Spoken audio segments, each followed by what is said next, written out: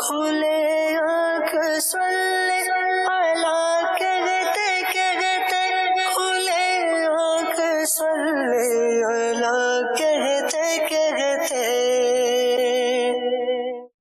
الحمدللہ رب العالمین والصلاة والسلام علی خاتم النبیین، اما بعد فاعوذ باللہ من الشیطان الرجیم، بسم اللہ الرحمن الرحیم۔ الصلاة والسلام علیکہ یا رسول اللہ وعلی آلکہ واصحابکہ یا حبیب اللہ، الصلاة والسلام علیکہ یا نبی اللہ وعلی آلکہ واصحابکہ یا نور اللہ۔ مدنی چینل کے ناظرین، آپ دیکھ رہے ہیں پروگرام کھلے آنکھ صلی اللہ کہتے کہتے۔ اللہ رب العالمین جل وعلا کی بارگاہ میں دعا کرتے ہیں مالک کریم آج کے دن کو ہم سب کے لیے خوب رحمتوں اور برکتوں والا بنائے، اور وہ کام کرنے کی توفیق دے جو رحمتیں اور برکتیں حاصل کرنے والے ہوں۔ نبی پاک علیہ السلام کے مبارک نام کے بڑے فضائل ہیں۔ آقا دو عالم صلی اللہ تعالیٰ علیہ وآلہ وسلم کی مبارک ذات پر درود پڑھنے کے بڑے فضائل ہیں۔ آقا دو عالم صلی اللہ تعالیٰ علیہ وآلہ وسلم نے ارشاد فرمایا، تم جہاں بھی ہو مجھ پر درود پڑھو، تمہارا درود مجھ تک پہنچتا ہے۔ صلو علی الحبیب صلی اللہ تعالی علی محمد صلی اللہ تعالی علیہ وآلہ واصحابہ وبارک وسلم۔ آئیے سنتے ہیں تلاوت قرآن۔ اعوذ باللہ من الشیطان الرجیم، میں اللہ تعالیٰ کی پناہ میں آتا ہوں شیطان مردود سے۔ بسم اللہ الرحمن الرحیم، اللہ کے نام سے شروع جو نہایت مہربان رحم والا۔ ثم بعثنا من بعدهم موسى وهارون إلى فرعون وملئه بآياتنا فاستكبروا وكانوا قوما مجرمين۔ پھر ان کے بعد ہم نے موسیٰ اور ہارون کو فرعون اور اس کے درباریوں کی طرف اپنی نشانیاں دے کر بھیجا تو انہوں نے تکبر کیا اور وہ مجرم لوگ تھے۔ فلما جاءهم الحق من عندنا قالوا إن هذا لسحر مبين۔ تو جب ان کے پاس ہماری طرف سے حق آیا بولے یہ تو ضرور کھلا جادو ہے۔ قال موسى أتقولون للحق لما جاءكم أسحر هذا ولا يفلح الساحرون۔ موسیٰ نے کہا کیا حق کی نسبت ایسا کہتے ہو؟ جب وہ تمہارے پاس آیا کیا یہ جادو ہے؟ اور جادوگر مراد کو نہیں پہنچتے۔ قالوا اجئتنا لتلفتنا عما وجدنا عليه آباءنا وتكون لكما الكبرياء في الأرض وما نحن لكما بمؤمنين۔ بولے کیا تم ہمارے پاس اس لیے آئے ہو کہ ہمیں اس سے پھیر دو جس پر ہم نے اپنے باپ دادا کو پایا، اور زمین میں تمہیں دونوں کی بڑائی رہے اور ہم تم پر ایمان لانے کے نہیں۔ وقال فرعون ائتوني بكل ساحر عليم۔ اور فرعون بولا ہر جادوگر علم والے کو میرے پاس لے آؤ۔ فلما جاء السحرة قال لهم موسى ألقوا ما أنتم ملقون۔ پھر جب جادوگر آئے ان سے موسیٰ نے کہا ڈالو جو تمہیں ڈالنا ہے۔ فلما ألقوا قال موسى ما جئتم به السحر إن الله سيبطله إن الله لا يصلح عمل المفسدين۔ پھر جب انہوں نے ڈالا موسیٰ نے کہا یہ جو تم لائے یہ جادو ہے، اب اللہ اسے باطل کر دے گا، اللہ مفسدوں کا کام نہیں بناتا۔ وَيُحِقُّ اللَّهُ الْحَقَّ بِكَلِمَاتِهِ وَلَوْ كَرِهَ الْمُجْرِمُونَ۔ اور اللہ اپنی باتوں سے حق کو حق کر دکھاتا ہے، بڑے برا مانے مجرم۔ فَمَا لموسى إلا ذرية من قومه على خوف من فرعون وملئهم أن يفتنهم وَإِنَّ فِرْعَوْنَ لَعَالٍ فِي الْأَرْضِ وَإِنَّهُ لَمِنَ الْمُسْرِفِينَ۔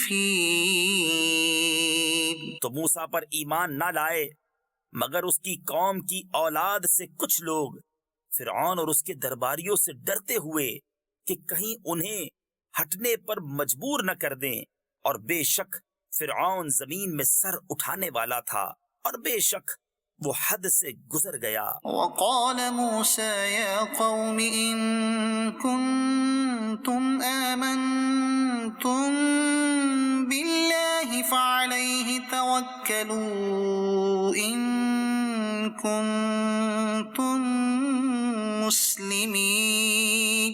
اور موسیٰ نے کہا اے میری قوم، اگر تم اللہ پر ایمان لائے تو اسی پر بھروسہ کرو اگر اسلام رکھتے ہو۔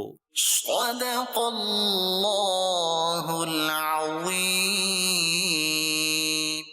سبحان اللہ، سبحان اللہ۔ اللہ رب العالمین جل وعلا نور قرآن سے ہم سب کے قلوب اور اذہان کو منور فرمائے، ہمارے دلوں کو اور ہمارے ذہنوں کو روشن کر دے۔ یہ روشن رہیں گے اور نور قرآن سے روشن رہیں گے تو انشاءاللہ بندہ ہدایت پر گامزن رہے گا۔ مدنی چینل کے ناظرین، آج ہمارے اس سلسلے کا ٹاپک ہے دعا۔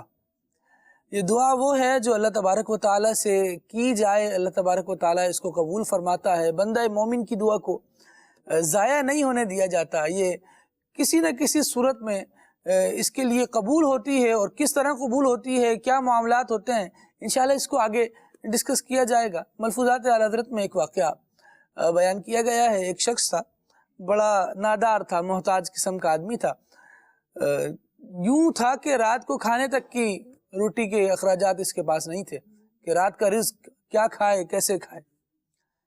بہرحال بڑی قسم کرسی کے عالم میں زندگی گزار رہا تھا، اور اللہ تبارک و تعالیٰ کی بارگاہ میں دعا کیا کرتا تھا کہ مالک، میرے مولا، مجھے غیب سے رزق عطا فرما۔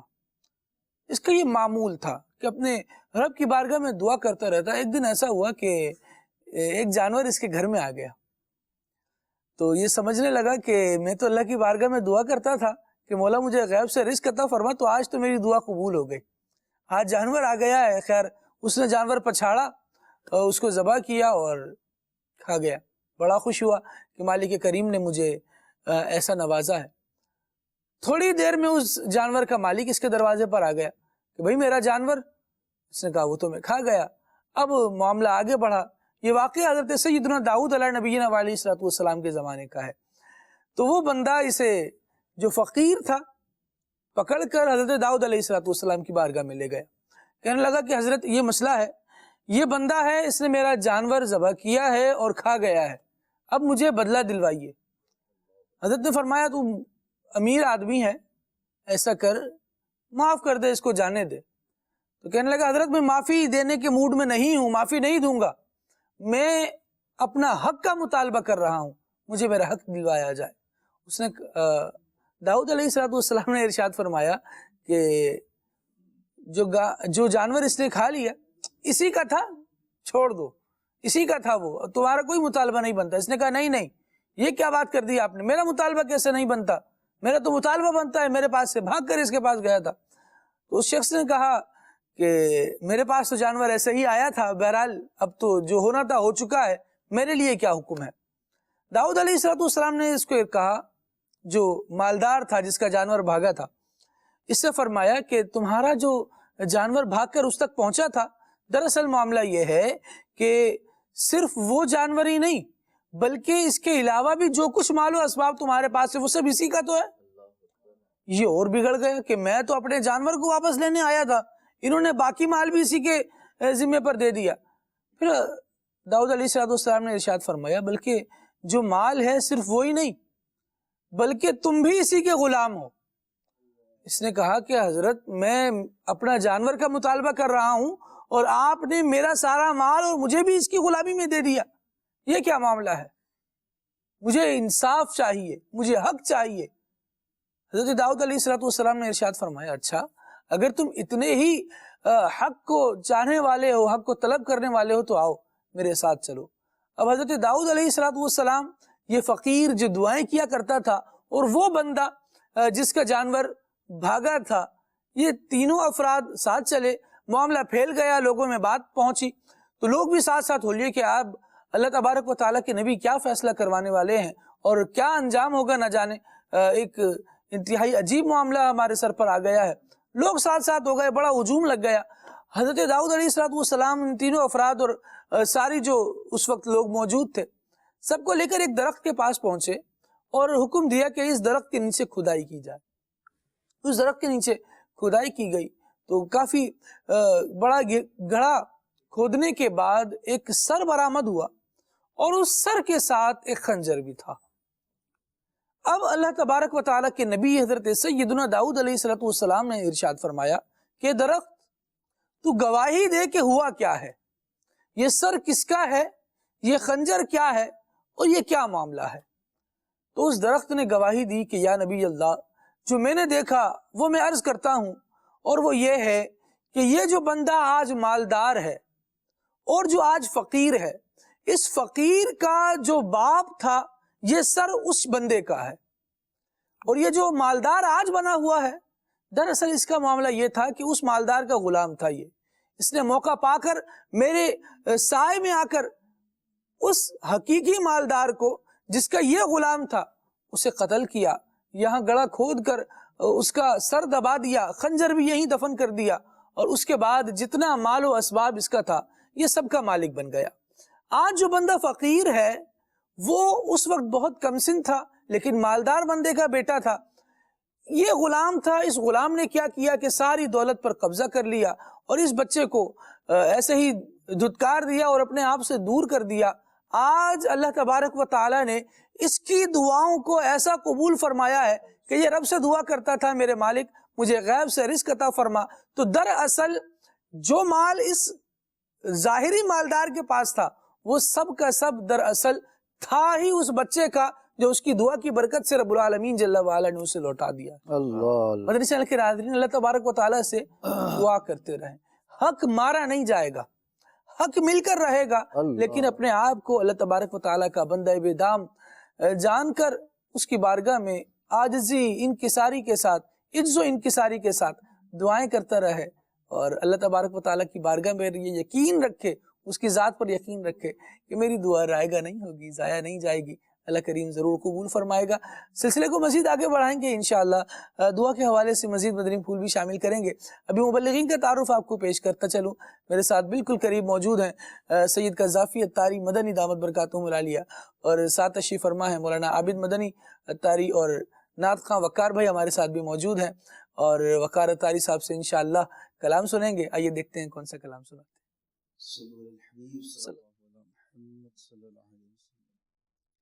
صلی اللہ علیہ یا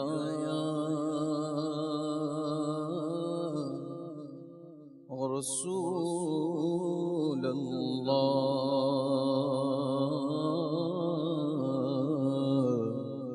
وسلم علیک یا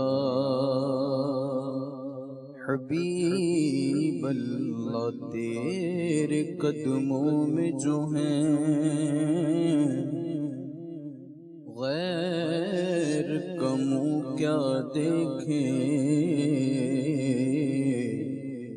کون نظروں پہ چڑھے دیکھ کہ تلوا تیرا، آقا کون نظروں پہ چڑھے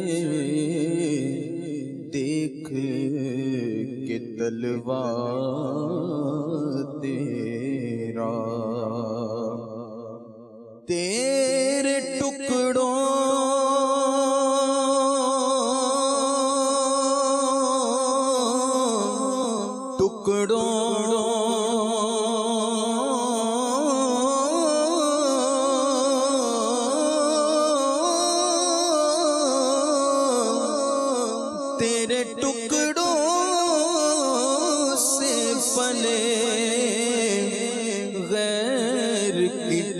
ٹھوکر پہ نہ ڈال، جھڑکیاں کھائیں کہاں چھوڑ کے صدقہ تیرا۔ پڑھیے صلی اللہ علیہ یا رسول اللہ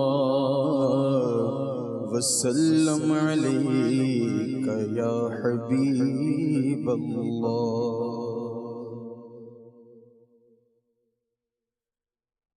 آسیوں کو در تمہارا مل گیا،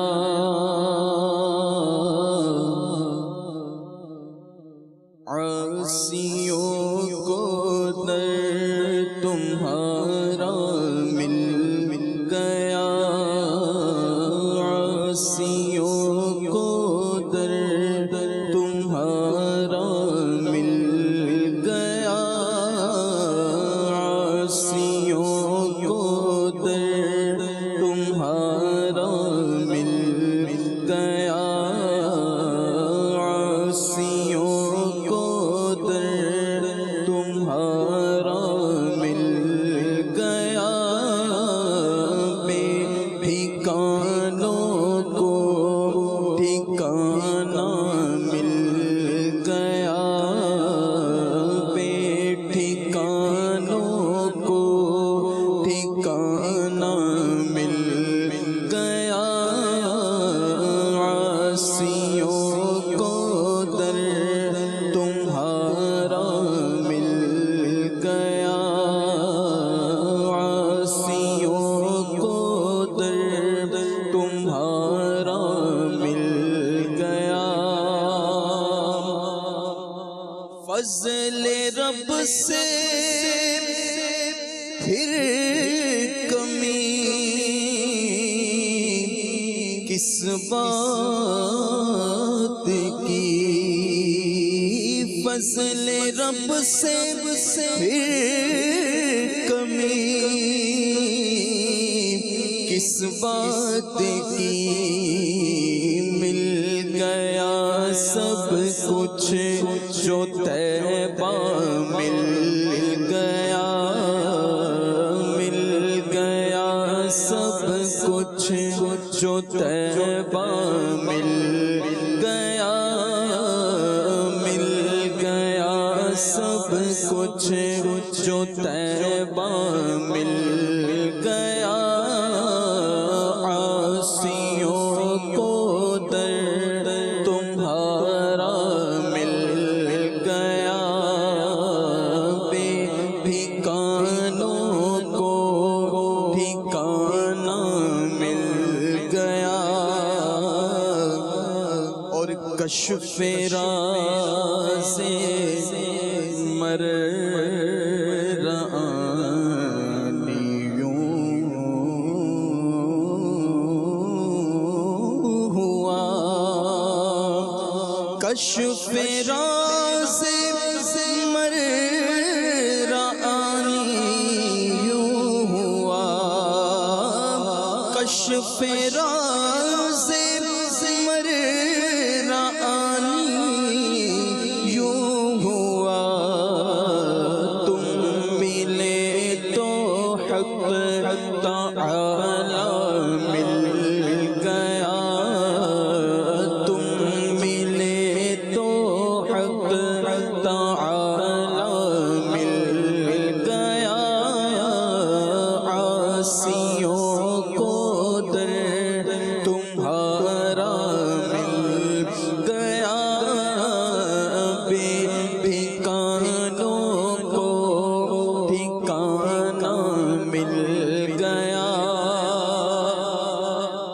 اور ان کے در نے سب سے مستغنی کیا، ان کے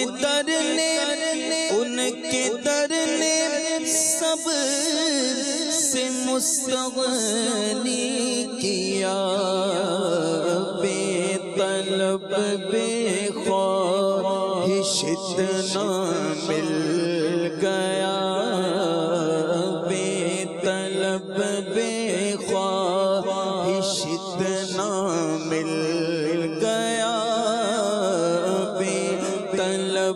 بے خواہش اتنا مل گیا، منگتے ہیں کرم ان کا صدا مانگ رہے ہیں، منگتے ہیں کرم ان کا صدا مانگ رہے ہیں، دن رات مدینے کی دعا مانگ رہے ہیں، اور کم مانگ رہے ہیں نہ سوا مانگ رہے ہیں، ارے جیسا غنی ویسے عطا مانگ رہے ہیں، ان کے در نے سب سے مستغنی کیا، کوئی آ جائے تو طلب سے بھی سوا دیتے ہیں، آئے بیمار تو ہر دکھ کی دوا دیتے ہیں، اور سنگ مارے جو کوئی تو دعا دیتے ہیں، دشمن آ جائے تو چادر بھی بچھا دیتے ہیں، فضل رب العلا اور کیا چاہیے، مل گئے مصطفیٰ اور کیا چاہیے، اور بھر کے چولی میرے لجپال نے مسکرا کر کہا اور کیا چاہیے، ان کے در نے سب سے مستغنی کیا، بے طلب بے خواہش اتنا مل گیا، بے طلب بے خواہش اتنا مل گیا، اور آنکھیں پرنم ہو گئی، سر جھک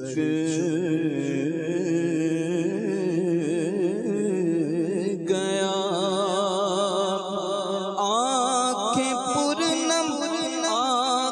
پرنم ہو گئی، سر جھک گیا، جب تیرا نقش کفے پا مل گیا، جب تیرا نقش کفے پا مل گیا، اور خلد کیسا کیا چمن،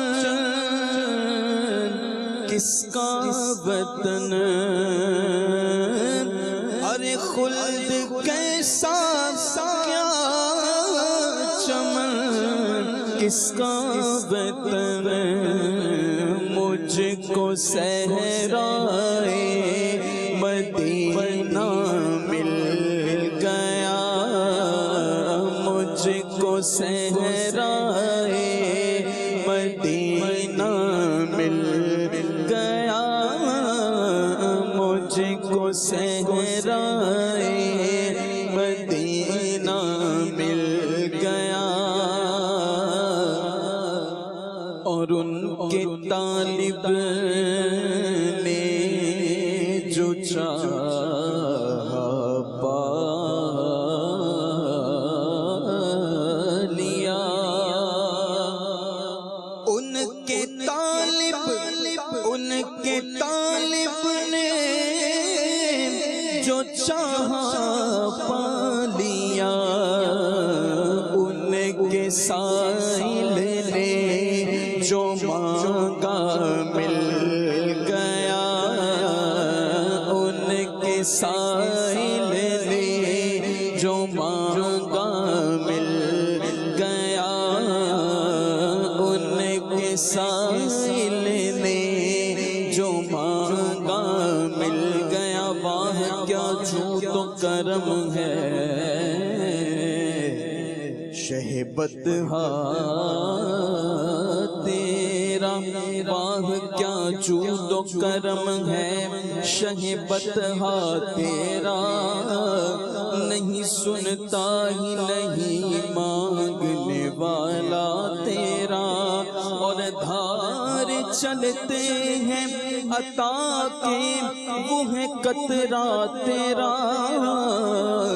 تارے کھلتے ہیں سخا کے وہ ہے ذرہ تیرا، اور مانگیں گے مانگے جائیں گے، منہ مانگی پائیں گے، سرکار میں نہ لا ہے، نہ حاجت اگر کی ہے، اور منگتے کا ہاتھ اٹھتے ہی داتا کی دین تھی، دوری قبول و عرض میں بس ہاتھ بھر کی ہے، ان کے طالب نے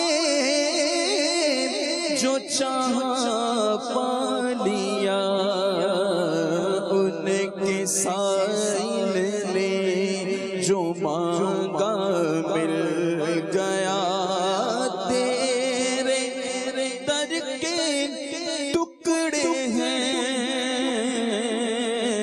اور میں فقیر، تیرے در کے ٹکڑے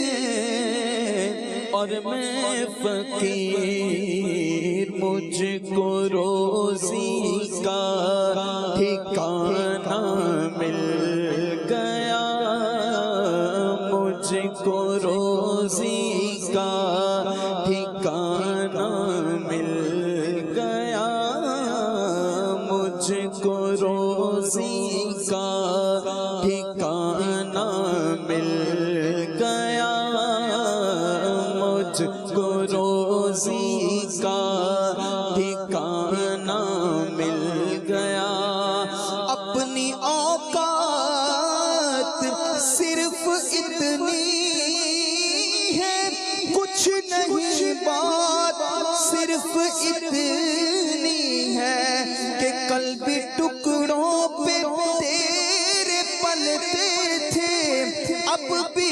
ٹکڑوں پہ تیرے پلتے ہیں، تیرے در کے ٹکڑے ہیں اور میں فقیر، مجھ کو روزی کا ٹھکانہ مل گیا، اور اے حسن فردوس میں جائیں جناب،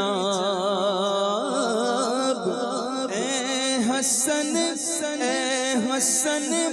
فردوس میں جائیں جناب، ہم کو صحرائے مدینہ مل گیا، ہم کو صحرائے مدینہ مل گیا، ہم کو صحرائے مدینہ مل گیا، آسیوں کو در تمہارا مل گیا،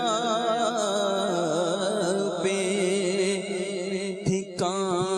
ٹھکانوں کو ٹھکانہ مل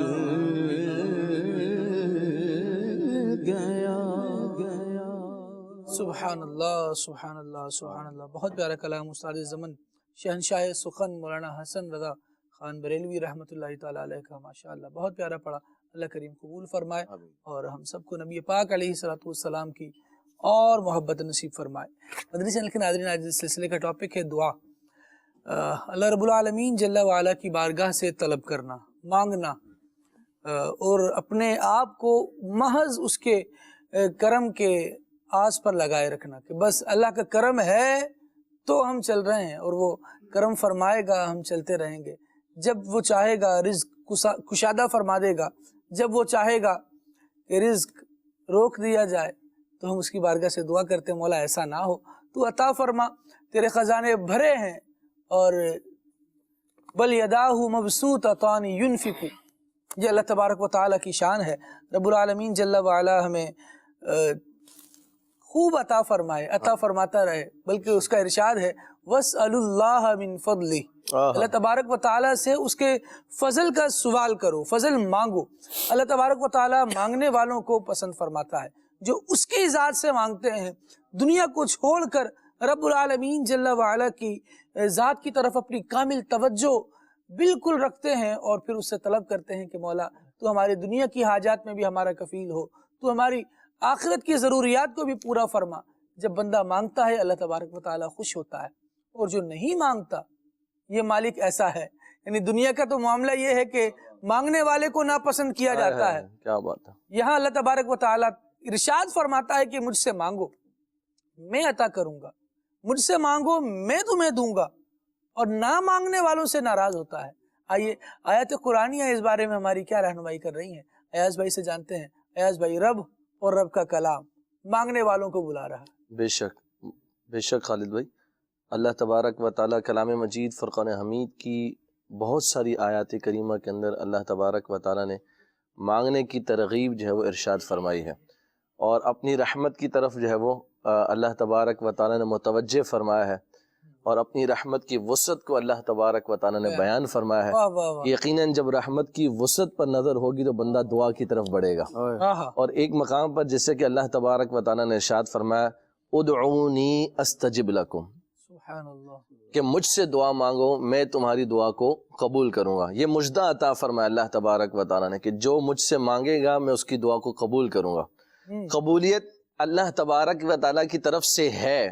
جب بندہ دعا مانگتا ہے تو اللہ تبارک و تعالیٰ اس کی دعا کو قبول فرماتا ہے، لیکن اس کی قبولیت کی صورتیں ہیں کہ اللہ تبارک و تعالیٰ بس اوقات ہاتھوں ہاتھ اس کو ظاہر فرما دیتا ہے، بس اوقات اس کے لیے ذخیرہ کر دیا جاتا ہے، بس اوقات اس کے آنے والی آفتوں کو اللہ تبارک و تعالیٰ دور فرما دیتا ہے. تو اللہ تعالیٰ کی بارگاہ میں دعا مانگتے رہنا چاہیے. قبولیت ضرور ملتی ہے، البتہ اس کی صورت جدا ہو سکتی ہے. تو یقین کے ساتھ اللہ تعالیٰ کی بارگاہ میں دعا مانگیں گے تو اللہ تبارک و تعالیٰ دعا کو ضرور قبول فرمائے گا. جو کام ہمیں دے دیا گیا ہے ہم وہ کر دیں. ہوگا کیسے، پورا کیسے ہوگا، کتنا ہوگا، کس قدر ہوگا، کتنا ہاتھوں ہاتھ مل جائے گا، کتنا باقی رکھا جائے گا، بے شک یہ اس کے ذمہ کرم. بے شک خالد بھائی، بہت اچھی بات آپ نے کہی کہ مالک کریم ہی جانتا ہے کہ ہمارے حق میں کیا بہتر ہے. ہم جو اس سے مانگ رہے ہیں آیا وہ ہمارے حق میں بہتر ہے بھی یا نہیں ہے، تو مالک کریم زیادہ جانتا ہے کیا دینا ہے، کس وقت دینا ہے، کتنا دینا ہے. تو اپنے خزانوں سے وہ عطا فرمانے والا ہے. ہمیں اس کی رحمت پر نظر رکھنی چاہیے اور اپنی ڈیوٹی سر انجام دیتے رہنا چاہیے. جو اس نے ہمیں حکم دیا ہے ادعونی، ہمیں اس پر جو ہے وہ عمل کرتے رہنا چاہیے. دعا اللہ کی بارگاہ میں جو ہے وہ مانگتے رہنا چاہیے. اور یہاں تک جو ہے وہ دوسری آیت کریمہ میں ارشاد فرمایا وَإِذَا سَأَلَكَ عِبَادِي أَنِّي فَإِنِّي قَرِيبٌ. اللہ فرمایا جب میرے بندے جو ہے وہ میرے بارے میں سوال کریں اے حبیب، تو پھر کیا فرمایا فَإِنِّي قَرِيب، میں کیا ہوں، قریب ہوں. اللہ اکبر. اجیب دعوت الداعی اذا دعان، فرمایا میں دعا کرنے والے کی دعا کو قبول کرتا ہوں جب وہ مجھ سے دعا مانگے. اللہ اکبر. یہ بھی دیکھیے اللہ تبارک و تعالیٰ نے کیسی زبردست جو ہے وہ بشارت عطا فرمائی ہے، اور اپنے بندوں کو اپنی رحمت کی طرف متوجہ فرمایا ہے کہ میرے بندے جب آپ سے پوچھے تو کہیے میں قریب ہوں، اور جب وہ مجھ سے دعا مانگے تو میں ان کی دعا کو قبول فرمانے والا ہوں. تو اللہ تبارک و تعالیٰ ہمیں اپنی بارگاہ ہمیں رجوع کرنے کی، دعا مانگنے کی توفیق عطا فرمائے. بلکہ آپ نے بڑی خوبصورت بات ارشاد فرمائی کہ رب کی بارگاہ تو وہ ہے کہ جب نہ مانگا جائے تو اللہ تبارک و تعالیٰ غضب فرماتا ہے. بلکہ آیت کریمہ کے اندر جو ہے وہ بڑی خوبصورت جو ہے وہ یوں سمجھیے کہ تحدید، جس کو آپ کہیے ڈرایا گیا ہے کہ اللہ کی بارگاہ میں دعا نہ مانگی جائے، تو اس کو کیسے انداز میں اللہ تبارک و تعالیٰ نے ذکر فرمایا. آیت کریمہ میں ارشاد ہوتا ہے فَلَوْلَا إِذْ جَاءَهُمْ بَأْسُنَا تَضَرَّعُوا وَلَكِنْ قَسَتْ قُلُوبُهُمْ.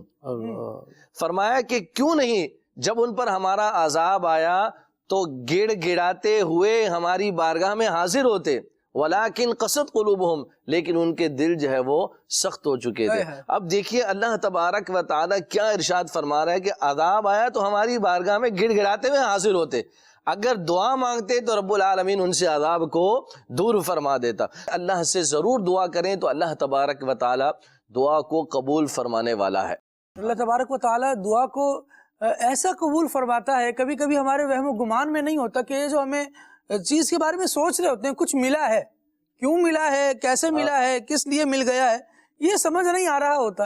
وہ اللہ تبارک و تعالیٰ کا فضل ہوتا ہے جو وہ اپنے بندے کو عطا فرماتا ہے، اس کی جھولی بھر گئی ہوتی ہے، وہ اپنی ایفرٹ پر دھیان دے رہا ہوتا ہے کہ میری اتنی ایفرٹ تو تھی نہیں اور اتنا مل گیا ہے، کیوں مل گیا ہے، بے شک یہ کوئی دعا ہوگی جو اللہ کریم نے اب ظاہر فرما دیا۔ بے شک۔ اور یہاں پر خلوے میں ایک بڑی پیاری آپ نے بات ارشاد فرمائی، یہاں پر میں ایک بات یہ کہنا چاہوں گا کہ ہم بسوں اوقات ہے نا، ایک تو ہوتا ہے کہ ہم دعا کے لیے ہاتھ اٹھا کر مانگتے ہیں، اور کبھی کبھار ایسا ہوتا ہے خالد ہم دل ہی دل میں اللہ کی بارگاہ میں عرض کر رہے ہوتے ہیں، تو وہ بڑی خوبصورت بات ارشاد فرمایا، کبھی ہم کچھ اللہ کی بارگاہ میں دل سے جب متوجہ ہوتے ہیں اور اللہ کی بارگاہ میں عرض کرتے ہیں نا، اس کی قبولیت کے ہاتھوں ہاتھ آثار دکھائی دیتے ہیں، تو کہتے ہیں یار آج اگر کچھ اور مانگ لیتے تو وہ بھی مل جاتا۔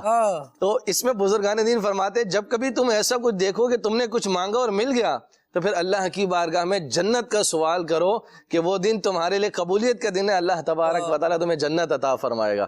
سبحان اللہ۔ تو بڑی پیاری بات ہے کہ ہم کبھی یعنی کہ شاید اتنی اٹینشن نہ ہوتی ہو ہماری، لیکن دل سے اللہ کی بارگاہ میں توجہ ایسی ہوتی ہے کہ وہ مانگ لیتے ہیں اور اللہ تبارک و تعالیٰ اس کو قبولیت کا درجہ عطا فرما دیتا ہے اور ہمیں ہماری منشا اور مرضی کے مطابق مل جاتا ہے، تو پھر اللہ کی بارگاہ میں اس دن جو ہے وہ اپنے لیے جنت اور دنیا اور آخرت کی بھلائی مانگ لینی چاہیے کہ وہ دن جو ہے وہ قبولیت کا دن ہے۔ تو اللہ تعالیٰ ہمیں مانگنے کی توفیق عطا فرمائے۔ سبحان اللہ۔ اللہ کریم سے مانگیے، وہ عطا فرمانے والا ہے، اور جب وہ عطائیں فرماتا ہے تو بندے کو نہال کر دیتا ہے۔ کیا بات۔ ہم سب کو اپنی رحمت عطا فرمائے، اس سے مانگیے، اس کو مانگنا پسند ہے۔ اللہ کریم اپنی بارگاہ کی طرف لو لگانے کی سعادت عطا فرمائے۔ مدری چینل کے ناظرین، یہ لو لگی رہے گی، وہ کیا حسن رضا خان صاحب نے فرمایا کہ مانند شمع تیری طرف لو لگی رہے، مانند شمع تیری طرف لو لگی رہے، دے لطف میری جان کو سوزو گداز کا۔ دیے کو دیکھا ہے آپ نے جلتے ہوئے، وہ جل رہا ہوتا ہے، اس کی لو ایک طرف بلند ہوتی ہے، دیا جل رہا ہے تو روشنی اس سے اوپر کی جانب اٹھ رہی ہے۔ کبھی کبھار ایسا ہوتا ہے اس کو دور سے کبھی آپ پھونکے ماریں، ایسی نہیں کہ وہ بجھ جائے، لیکن بہرحال اس کی طرف ہوا چلتی ہے تو وہ لو ادھر ادھر ہوتی ہے، جھل ملاتی ہے، کبھی ایسا لگتا ہے کہ اب بجھ جائے گی، پھر لیکن جب وہ کھل اٹھتی ہے، جب وہ دوبارہ جل اٹھتی ہے تو اس لو کی بالکل ایک ہی ڈائریکشن ہوتی ہے، اسی طرف وہ لگی ہوتی ہے اور جلتی رہتی ہے۔ تو یہی معاملہ ہمارا ہونا چاہیے، مشکلوں کے تھپیڑے جب ہمیں ادھر ادھر کریں تو کبھی بندہ ہل جائے، جل جائے، لیکن اللہ کی لو ایک ہی بارگاہ کی طرف لگا کے رکھے، وہ اللہ تبارک و تعالیٰ کی بارگاہ ہو، وہ مانند شمع تیری طرف لو لگی رہے۔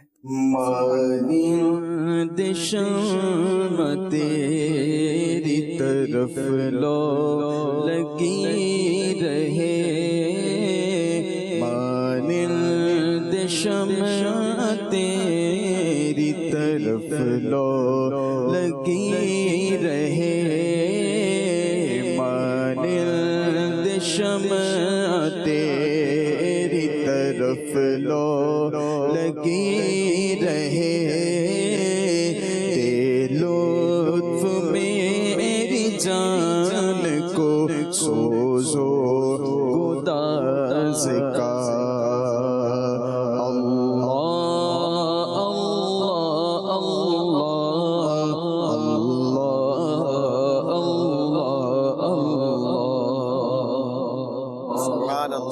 مدری چینل کے ناظرین، ابھی بڑھتے ہیں ہم نبی پاک علیہ الصلوۃ والسلام کے فرامین کی جانب۔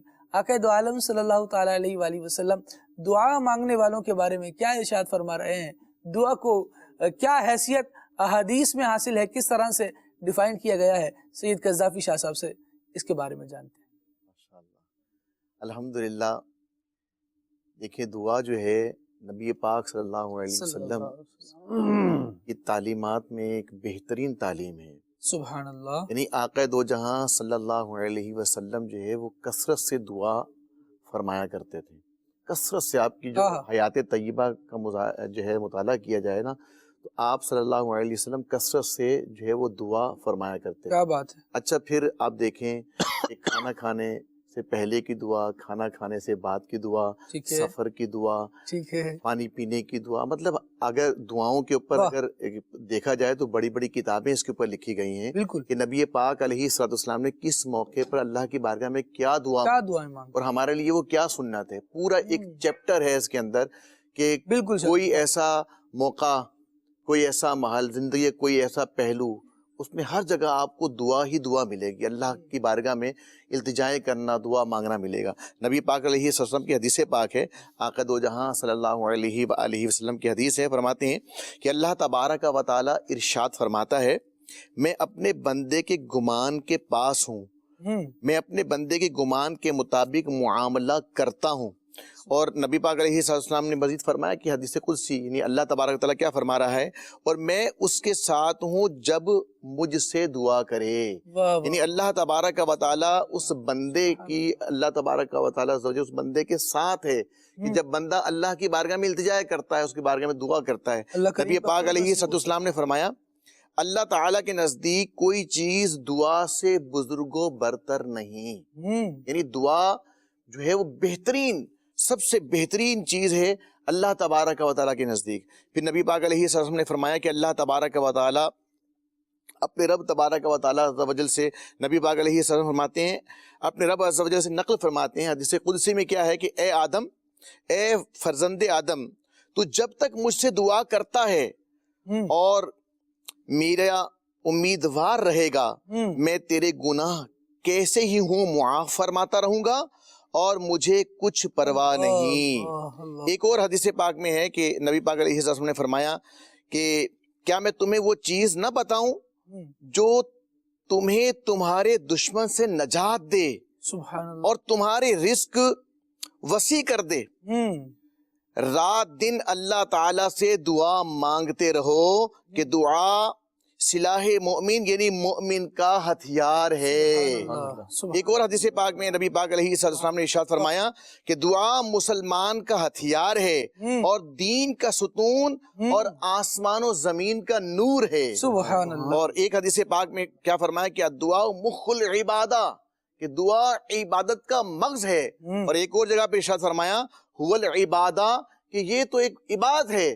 سبحان اللہ، عبادت اللہ تبارک و تعالیٰ کی عبادت جو ہے وہ قرار دیا گیا، بلکہ نبی پاک علیہ السلام نے جو کیا فرمایا کہ عبادت مغز، یعنی کہ مغز جو ہے وہ سب سے قیمتی اور اہم چیز کو کہا جاتا ہے۔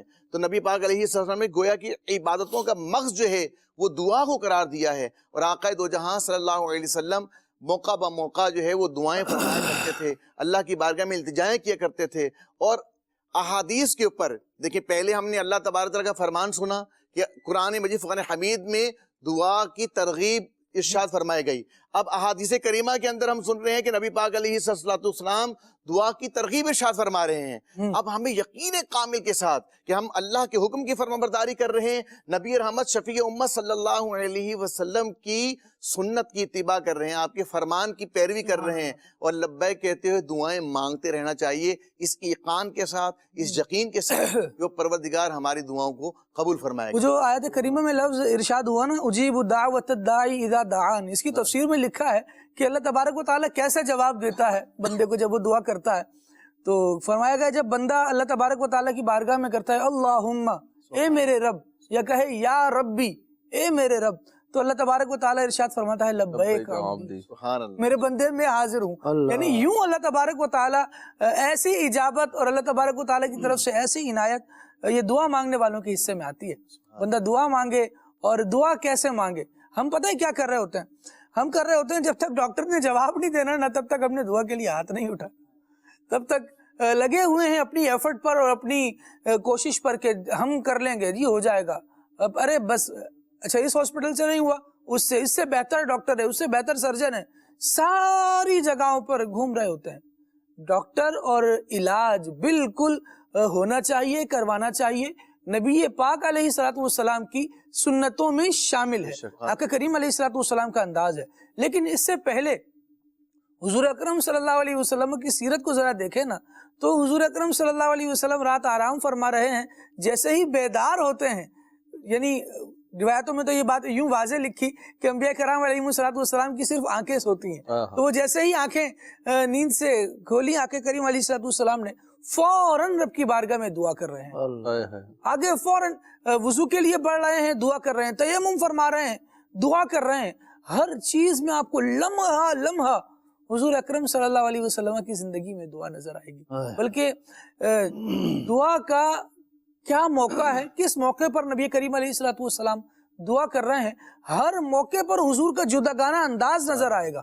بدر کے وقت جب آقا کریم علیہ السلام نے دعا فرمائی نا، تو کتابوں میں لکھا ہے ایسا انداز تضرع اور اللہ تبارک و تعالیٰ کی بارگاہ میں گڑ گڑانے کا تھا، خشیت کا تھا، کہ آقا کریم علیہ السلام اس قدر جھک کر دعا کر رہے تھے کہ حضور کے مبارک کندھوں پر، مبارک شانوں پر جو چادر تھی نا، وہ بار بار گر جایا کرتی تھی، اللہ اور صدیق اکبر رضی اللہ تعالیٰ عنہ اس کو اٹھا کر درست کیا کرتے تھے۔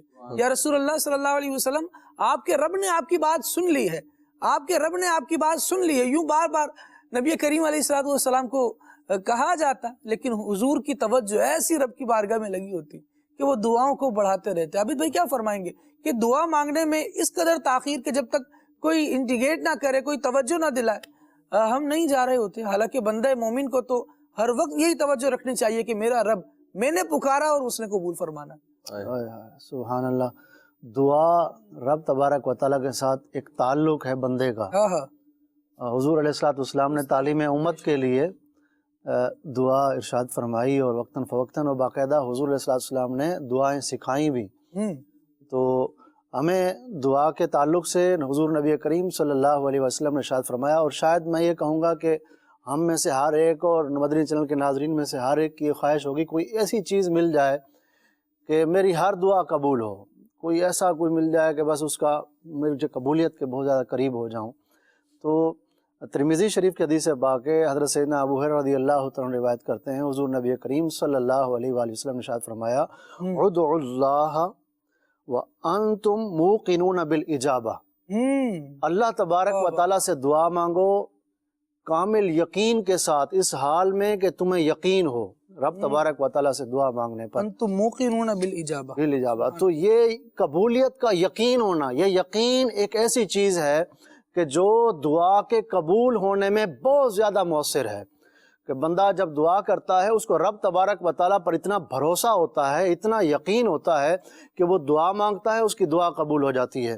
آپ دیکھیے کہ اولیاء کرام کہ جو کرامات تھیں، وہ دعا تھیں، وہ جو بھی دعائیں کرتے تھے، وہ کسی کے لیے دعا کر دیا کرتے تھے، ان کو یقین ہوتا تھا کہ میں اس کے لیے دعا کروں گا رب کر دے گا۔ تو یہ ان کے یقین کی بات تھی۔ اللہ تبارک و تعالیٰ پر اتنا بندے کو بھروسہ اور یقین ہونا چاہیے کہ میں جو بھی دعا کر رہا ہوں، یہ جو دعا کے اندر تاخیر ہو جاتی ہے یا ہمیں لگتا ہے کہ دعا قبول نہیں ہوئی، اس کی صورتیں آگے بیان ہوں گی، لیکن اس کے اندر ایک بہت بڑی جو کمی ہوتی ہے، ہمیں وہ یقین کی کمی ہوتی ہے۔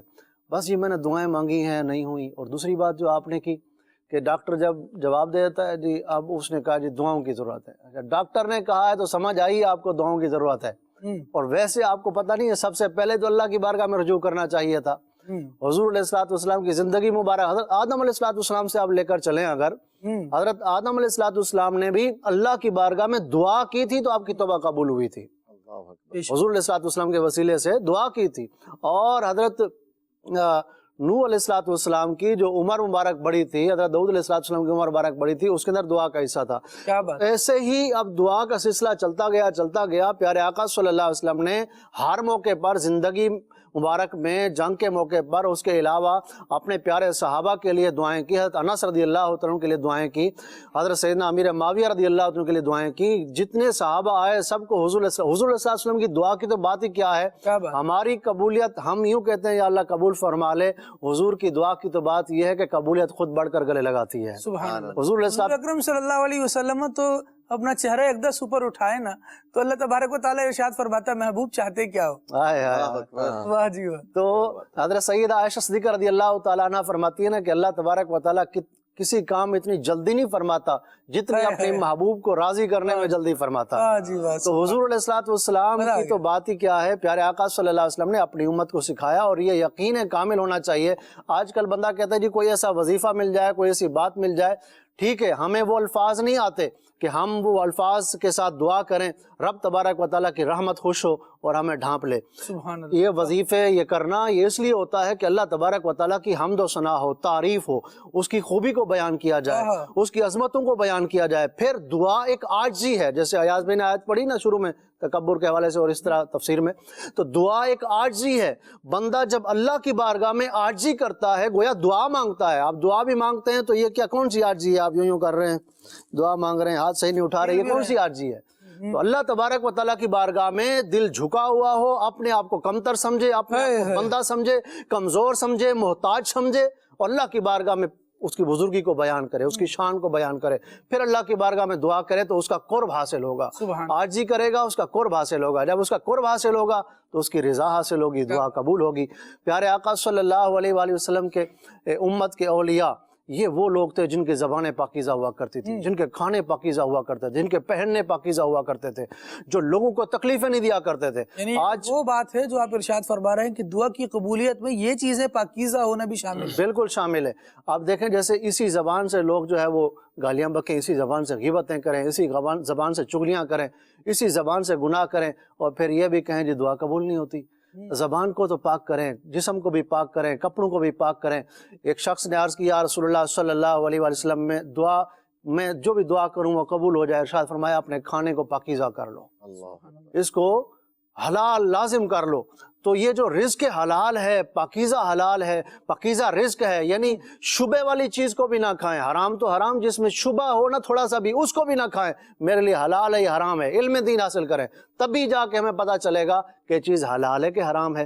علم دین سے جب دوری ہوئی تو کدھر سے حلال کدھر سے حرام، جو بھی صاحب کھلائے وہ چٹ کیجئے، پھر تو یہ ہو جائے گا۔ ایسا نہیں ہے، بلکہ ہمیں حلال کی تمیز ہونی چاہیے، حرام کی تمیز ہونی چاہیے، اور شبہ والے مال سے بچنا چاہیے۔ پھر آپ جو بھی دعا کریں گے اللہ کی بارگاہ میں وہ قبول ہی قبول ہوگی۔ حضرت سیدنا سعد رضی اللہ تعالیٰ کو پیارے آقا صلی اللہ علیہ وسلم نے یہ ارشاد فرمایا، اور آپ نے ایسا ہی کیا۔ صحابہ کرام علیہ مردان تو تھے ہی پاکیزہ کھانے والے، ان کی تو شان ہی کیا ہے کہ حضور علیہ الصلوۃ والسلام کے پیارے صحابہ کے جن کے بارے میں ہے کہ ہر صحابی نبی جنتی جنتی۔ اولئک الذین امتحن اللہ قلوبہم للتقوی، اللہ کریم نے ان کے دلوں میں تقوی کو نقش فرما دیا، چن لیا ہے ان کے دلوں کو تقوی کے لیے، اور عظیم شان والے۔ سبحان اللہ۔ اور کسی کو دعا کے لیے کہنا، پیارے آقا صلی اللہ علیہ وآلہ وسلم نے ارشاد فرمایا تم بے گناہ زبان سے، یہ تعلیم کے لیے امت کے لیے فرمایا، دعا کرو۔ صحابہ کرام علیہ مردوان نے عرض کیا رسول اللہ بے گناہ مطلب گناہ جس طرح کیسے؟ تو حضور علیہ الصلوۃ والسلام نے ارشاد فرمایا جو تمہارے لیے تمہارے پیٹھ پیچھے سے دعا کی جاتی ہے وہ تمہارے حق میں قبول ہے، اس کی زبان تمہارے حق میں بے گناہ ہے، اس نے کوئی گناہ نہیں کیا تمہارے حق میں۔ تو اس لیے ہمیں دوسروں کو دعاؤں کا کہنا بھی چاہیے، اور ایسا نہیں ہو کہ جس کو دعا کا کہیں، جیسے آپ مجھے کہیں جی عابد بھائی میرے لیے دعا کیجیے تو مجھے پھول جانا چاہیے، لو میں تو بڑا نیک ہوں مجھے دعا کے لیے کہہ رہے ہیں، ایسا نہیں ہونا چاہیے۔ بلکہ جب کسی کو دعا کے لیے کہیں تو وہ بھی دعا کرے اور کہے یغفر اللہ لنا ولکم، اللہ تمہاری اور میری مغفرت فرمائے۔ قربان جاؤں پیارے آقا صلی اللہ علیہ وسلم پر، آپ کی تعلیم امت پر۔ حضرت سیدنا معاذ بن جبل رضی اللہ تعالیٰ عنہ نوجوان صحابی ہیں، پیارے آقا صلی اللہ علیہ وسلم نے یمن کی طرف جب قاضی بنا کر بھیج رہے تھے، حضور علیہ الصلوۃ والسلام کی عاجزی پر قربان، حضور کی عطا پر قربان، انہیں گھوڑے پر بٹھایا، پیارے آقا صلی اللہ علیہ وسلم پیدل نیچے چل رہے ہیں، غلام کو اوپر بٹھایا ہوا ہے، اور یہ نوجوان صحابی، اور یہ جب یہ فوت ہوئے تو ان کی عمر مبارک صرف 33 سال تھی، اور یہ یمن بہت پہلے چلے گئے تھے۔ اتنے نوجوان صحابی ہیں، پیارے آقا صلی اللہ علیہ وسلم جب ساتھ ساتھ تشریف لے جا رہے تھے، فرمایا اے معاذ تم اپنی دعائے خیر میں ہمیں مت بھولنا۔ اللہ اکبر۔ یہ پیارے آقا صلی اللہ علیہ وسلم غلام کو بھی ارشاد فرما رہے ہیں کہ تم اپنی دعاؤں میں ہمیں مت بھولنا، دعائے خیر میں، اور ساتھ میں یہ بھی فرما رہے ہیں اے معاذ ہو سکتا ہے تم جب واپس مدینے آؤ تو تم مجھے دیکھ نہ پاؤ۔ اللہ اکبر۔ وہ قیامت سا منظر ہوگا حضرت معاذ کے لیے، لیکن پیارے آقا صلی اللہ علیہ وسلم کے لیے، دین کی خدمت کے لیے یمن کی طرف چل پڑے، اور پیارے آقا صلی اللہ علیہ وسلم نے دعا کا فرمایا۔ اور یہاں پر صحابہ کرام علیہ مردوان کی زندگی بھی اٹھا کر دیکھیں، وہ بھی دعاؤں کے لیے کہتے تھے۔ سیدنا صدیق اکبر دعاؤں کے لیے کہتے تھے، اپنی رعایا کے حضرت سیدنا عمر رضی اللہ تعالیٰ عنہ بچوں سے فرمایا کرتے تھے کہ بچوں دعاؤں کرو عمر بخشا جائے، دعائیں کرو۔ یہ کتنا ہی بندہ نیک کیوں نہ ہو، دعا کا محتاج ہے ہی ہے۔ خود بھی محتاج ہے، دوسرے کو بھی کہے اس کی بھی دعاؤں کا محتاج ہے. بندے کے اندر سے یہ احتاج، یہ محتاجی ختم نہیں ہوتی. اور جو نیکیاں کرتے ہیں نا وہ اس کی اہمیت کو جانتے ہیں. ہم نے الحمدللہ سیدی امیر علیہ سنت دامت برکاتہم العالیہ کو ان کی زیارت کی ہے، ہم نے ان کو دیکھا ہے یہ کام کرتے ہوئے. یہ اپنے مریدین سے دعاؤں کے لیے کہہ رہے ہیں. کیا بات. بچے پاس آتے ہیں تو امیر علیہ سنت دامت برکاتہم العالیہ کا یہ انداز دیکھا ہے کہ امیر علیہ سنت ان سے اپنے لیے دعائیں کرواتے ہیں. بے شک. کہ یہ امیر المؤمنین حضرت مسلمانوں کے دوسرے خلیفہ سیدنا فاروق اعظم رضی اللہ تعالیٰ عنہ کی سیرت میں باقاعدہ صراحت کے ساتھ، جس طرح عابد بھائی نے بھی بیان کیا کہ بچوں سے دعا کروانے کا ہے. باقی صحابہ کرام علیہم رضوان کا بھی یہ معمول ہے. خود نبی پاک علیہ الصلوۃ والسلام نے بھی اس طرح سے کیا ہے کہ بچوں کو خاص کر دعا کی تعلیم ارشاد فرمائی. جو ابھی ہمارے عابد بھائی نے بیان کیا نا، تو عمر فاروق رضی اللہ تعالیٰ عنہ جب عمرے کے لیے تشریف لے جا رہے تھے تو آقا علیہ الصلوۃ والسلام سے اجازت طلب کی. تو نبی پاک علیہ الصلوۃ والسلام نے اجازت عطا فرمائی اور حضرت عمر رضی اللہ تعالیٰ سے ارشاد فرمایا، اے عمر مجھے دعاؤں میں مت بھولنا، مجھے اپنی دعاؤں میں یاد رکھنا. اب نبی کریم علیہ الصلوۃ والسلام خود آقا و مولا صلی اللہ علیہ وآلہ وسلم ہو کر اپنے غلام سے ارشاد فرما رہے ہیں، عمر ہمیں دعا میں جو ہے وہ مت بھولنا. اللہ اکبر، کیسی تعلیم جو ہے وہ ارشاد فرمائی حدیث پاک میں. یقیناً یہ ہمارے لیے جو ہے وہ اس میں درس ہے. اور میں ایک اور بات بھی یہاں پر کہنا چاہوں گا، عابد بھائی نے یقین کی بات کی، بڑی خوبصورت بات ہے. حقیقت میں ہمارے لیے اگر جو ہے نا میسج، وہ یہ ہے کہ ہم جو ہے نا یقین کو اللہ کرے کہ ہم پانے میں کامیاب ہو جائیں. اور یقین جو ہے نا پانے میں کبھی صدیاں گزر جاتی ہیں اور کبھی لمحے میں یقین آ جاتا ہے. وہ بزرگ رحمت اللہ علیہ تھے نا جنہوں نے فرمایا بسم اللہ پڑھو تو دریا رستہ دے دے گا. تو علماء فرماتے ہیں کہ اس جو ایک راہگیر گزر رہا تھا، اس نے جب سنا تو سنتے ہی اس کو اس پر ایسا یقین کامل آیا کہ جب دریا کے پاس پہنچا، بسم اللہ پڑھی، دریا نے رستہ دے دیا. لیکن وہی بزرگ جب خود جو ہے وہ دریا کے لیے پاس آئے تو انہوں نے ایسا عمل نہ کیا. فرمایا وہ اس یقین کے درجے پر ابھی نہیں پہنچے تھے جس یقین کے درجے پر وہ راہگیر ایک ہی لمحے میں پہنچ گیا. تو یقین اگر حاصل ہو جائے تو فوراً اللہ کی رحمت سے حاصل ہو جاتا ہے، اور نہ حاصل ہو تو صدیاں گزر جاتی ہیں. اور یہ یقین اگر ہمیں آ جائے نا تو حقیقت میں پھر جو آپ نے جو بات کی تھی نا کہ بندہ سارے دروں سے گھومنے کے بعد پھر جو ہے وہ اللہ کی بارگاہ میں آتا ہے، تو یہ میں سمجھتا ہوں کہ یقین اگر ہمیں نصیب ہو جائے تو پھر ساری بارگاہیں بعد میں ہیں. رب کی بارگاہ مقدم ہو جائے، اللہ کی بارگاہ میں بندہ جو ہے وہ حاضر ہو جائے. تو ایسا اللہ تبارک و تعالی ہمیں یقین کامل عطا فرمایا کہ یقین کی برکت سے جو ہے وہ دعا کی قبولیت کو بڑا عمل دخل جو ہے وہ حاصل ہے. اللہ تعالی ہمیں یقین کامل کی دولت سے مالا مال فرمائے، اور اللہ تبارک و تعالی ہمیں مسلمانوں کے لیے بھی دعائیں کرتے رہنے کی توفیق عطا فرمائے، اور دوسروں سے بھی اپنے لیے جو ہے وہ دعائیں کرواتے رہنے کی توفیق عطا فرمائے. اللہ کریم جس کے لیے جو بہتر ہوتا ہے اللہ کریم وہ معاملہ فرما دیتا ہے. مدنی چینل کے ناظرین، آپ کی کالز کو آئیے شامل کرتے ہیں. ماشاءاللہ، مرحبا، سلسلہ کلیان صلی اللہ کہتے کہتے مرحبا تمام اسلامی بھائیوں کی آمد مرحبا. خالد بھائی، بہت پیارا موضوع دعا، اور دعا مانگتے رہنا چاہیے، دعا دینی چاہیے، دعا لینی چاہیے. مدنی پھول عطا فرمائیے کہ پیارے آقا صلی اللہ علیہ وسلم کی حدیث پاک کا مفہوم ہے کہ دعا مومن کا ہتھیار ہے. تو اب اس کے جو آداب ہیں، اس کی ادائیگی ہے، ان میں جو الفاظ کا چناؤ اور ان میں جو ادب کا پہلو وہ کس طرح کا ہونا چاہیے، اور دعا کے اندر انداز کیسا ہونا چاہیے مانگنے کا، کروانے کا، اس پر مدنی پھول عطا فرما دیجئے. اور نعت خواہ اسلام بھائی سے عرض کلام سنا دیجئے. عجب رنگ پر ہے بہار مدینہ کہ سب جنتیں ہیں نثار مدینہ. بیسا مفرت ایمان و عشق اسلامتی کی دعا فرما دیجئے. آمین. اللہ کریم نظر رحمت فرمائے. جو آپ نے سوالات کیے الحمدللہ ان کے گرد ہی تقریباً ہماری گفتگو جاری ہے. دعا کے آداب بھی بیان کیے جا رہے ہیں. نبی پاک علیہ الصلوۃ والسلام کا اپنا دعا کرنے کا کیا انداز تھا، کیا الفاظ تعلیم فرمائے، اور کیا انداز نبی پاک علیہ الصلوۃ والسلام نے ہمیں سکھایا ہے. گفتگو جاری ہے، انشاءاللہ مزید بھی اس کو ایڈ کرتے رہیں گے. مزید کال دیجیے. محمد شمول رضا طاری قادرپورہ مدینہ رولیا سے عرض کر رہا ہوں. سوال میرا دعا کے حوالے سے ہے کہ کون کون سے اوقات ایسے ہیں جو قبولیت کے زیادہ قریب ہوتے ہیں، اور دعاؤں میں سب سے پہلے کیا اللہ تعالیٰ کی بارگاہ میں مانگنا چاہیے، یہ بھی ہماری رہنمائی فرما دے. ٹھیک ہے جی، اس کو انشاءاللہ مفصل طور پر تھوڑا سا آگے چل کے جب ہم دوبارہ گفتگو پر آتے ہیں تو انشاءاللہ شامل کرتے ہیں. عابد بھائی اس کو نوٹ کیجیے گا. جی میرا نام احمد رضا تاری ہے۔ خالد بھائی، مجھے آپ کا پروگرام کھلے آنکھ صلی اللہ کہتے کہتے بہت ہی اچھا لگتا ہے ماشاءاللہ۔ آج کا موضوع بھی بہت پیارا ہے۔ میری آپ کی بارگاہ میں یہ عرض ہے کہ مجھے یہ کلام سنا دیں۔ سفر ہمارا بھی سرکار ہو مدینے کا، یہ التجا ہے کہ بیدار ہو مدینے کا۔ ماشاءاللہ ماشاءاللہ، جزاک اللہ اپریسیشن کے لیے بہت شکریہ، اللہ آپ کو برکت دے۔ انشاءاللہ کوشش کی جاتی ہے کہ کلام شامل کیا جائے۔ وقار بھائی ہمارے ساتھ موجود ہیں، آپ کی فرمائشیں سن رہے ہیں، کچھ نہ کچھ شاید نوٹ بھی کر رہے ہیں۔ دیکھیں کون سی فرمائشیں پوری ہوتی ہیں، ابھی مزید کال لیتے ہیں۔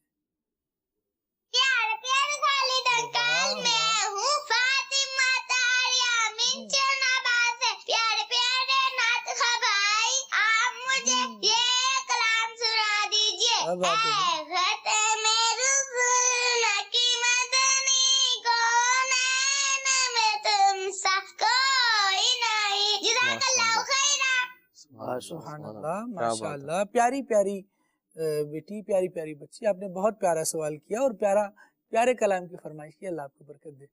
کال دیجیے مزید۔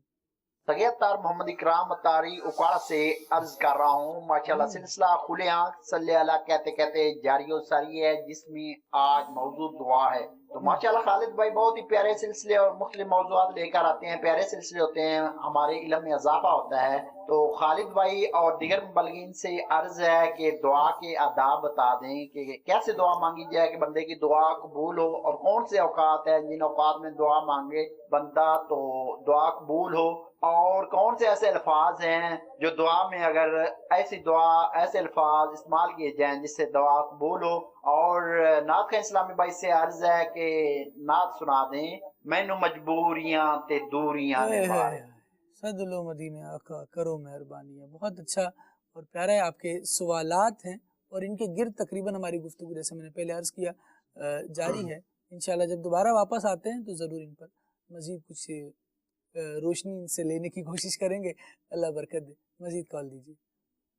حامد رضا اتاری عرض کر رہا ہوں، کھلے آنکھ صلی اللہ سلسلہ بڑا ہی پیارا سلسلہ ہے۔ الحمدللہ روزانہ بہترین موضوعات پر بہترین مدنی پھول ملتے ہیں۔ میرا سوال یہ تھا کہ بعض لوگ یوں کہتے ہیں کہ مجھے فلاں نے بد دعا دی ہے اور پھر ٹینشن میں آ جاتے ہیں، گھبرا جاتے ہیں، تو کس کی بد دعا قبول ہے، اس کے بارے میں رہنمائی فرما دیجیے۔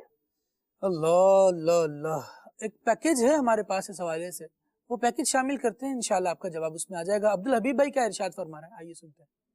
حضرت سیدنا عبداللہ ابن عباس رضی اللہ تعالیٰ عنہ ارشاد فرماتے ہیں کہ میں عمر فاروق رضی اللہ تعالیٰ عنہ کے پاس تھا اور آپ لوگوں کو ان کے کوائف دکھا رہے تھے، کوئی ڈاکیومنٹیشن کا کام ہو رہا تھا، کوئی کاغذی کاروائی وغیرہ ہو رہی تھی۔ کہتے اسی دوران ایک بوڑھا شخص آپ کے پاس سے گزرا جو اندھا بھی تھا اور لنگڑا بھی تھا، اور اس کے آگے آگے ایک اور آدمی چل رہا تھا، اور اس لنگڑے نابینا کو سختی سے ہوئے گھسیٹتا ہوا جا رہا تھا۔ ایک تو بوڑھے کا ادب ہونا چاہیے تھا، اندھا بھی تھا، لنگڑا بھی تھا، مگر اس کو بڑے جس کو کہیں کہ گھسیٹ کر وہ لے جا رہے تھے۔ تو حضرت عمر نے فرمایا کہ میں نے اتنا برا منظر کبھی نہیں دیکھا، یہ کیا حال ہے اس شخص کا؟ تو آپ کے پاس بیٹھے ہوئے لوگوں میں سے ایک نے کہا کہ امیر المومنین کیا آپ اسے جانتے ہیں؟ فرمایا نہیں میں تو نہیں جانتا۔ تو اس شخص نے کہا یہ ابن صبغہ ہے جس پر بریک کی پھٹکار پڑی ہے، ایک اور شخص ہے جس نے اس کے لیے بددعا کی تھی۔ تو حضرت عمر نے کہا کہ وہ اس بندے کا نام کیا ہے؟ بریک تو لقب ہوا، کہا اس کا نام عیاض ہے۔ فرمایا عیاض کو لے کر آؤ۔ اب عیاض کو لایا گیا۔ سیدنا امیر المومنین نے کہا کہ یہ جو بنو صبغہ کا جو واقعہ ہے مجھے وہ سناؤ۔ اب وہ شخص کہتا ہے حضور بات یہ ہے کہ صبغہ کے 10 بیٹے تھے اور میں ان کا چچا زاد بھائی تھا۔ میرے بھائیوں میں سے میرے علاوہ کوئی باقی نہیں بچا تھا۔ میں اپنے چچا زاد بھائیوں کے پڑوس میں رہتا تھا۔ میری پوری قوم میں وہی میرے سب سے زیادہ قریبی رشتہ دار تھے۔ وہ مجھ پر ظلم و ستم کیا کرتے، میرا مال ناحق چھین لیا کرتے۔ میں نے خدا کا خوف دلاتا، رشتہ داری اور ہمسائیگی کا واسطہ دیتا کہ مجھ سے ظلم کا ہاتھ روک لو، مگر یہ واسطے دینا بھی مجھے ان کے ظلم سے نہ بچا سکا۔ चुनाचे उन्होंने मुझ पर बड़ा जुल्म किया, माल भी ले लिया, तकलीफ भी पहुंचाई, बड़ा सताते थे। आखिरकार तंग आकर मैंने अल्लाह पर मामला छोड़ दिया और रजब के महीने का इंतजार करने लगा, क्योंकि रजब बड़ा हुर्मत वाला, पाकीज़गी वाला महीना था। अब जब रजब का महीना आया तो मैंने अल्लाह की बारगाह में हाथ उठाकर ये दुआ की कि अल्लाह मैं दिल की गहराई से तुझसे दुआ करता हूं कि तू एक के अलावा सबगा के सारे बेटों को हलाक फरमा दे और उस एक को लंगड़ा और अंधा कर दे, और कोई ऐसा शख्स हो जो उसको सख्ती से खींचता फिरे। वो शख्स कहता है, चुनाचे मैंने जब ये दुआ की, दिल की गहराइयों से बद्दुआ की, एक एक करके उसके 9 बेटे मर गए, एक बाकी बचा, वो अंधा हो गया, उसकी टांगे भी मफलूज हो गई। और आप देख रहे हैं कि इसे लाने वाला और ले जाने वाला कितनी सख्ती से घसीट कर लाता है और ले जाता है। हजरत सैयदना फारूक आजम रज़ियल्लाहु ताला अन्हु ने कहा कि वाकई ये बड़ा अजीब और गरीब वाकया है। ऐ मेरे बीच इस्लामी भाई, क्या सीखने को मिला कि जुल्म जो होता है ना, उसका अंजाम बहुत बुरा होता है।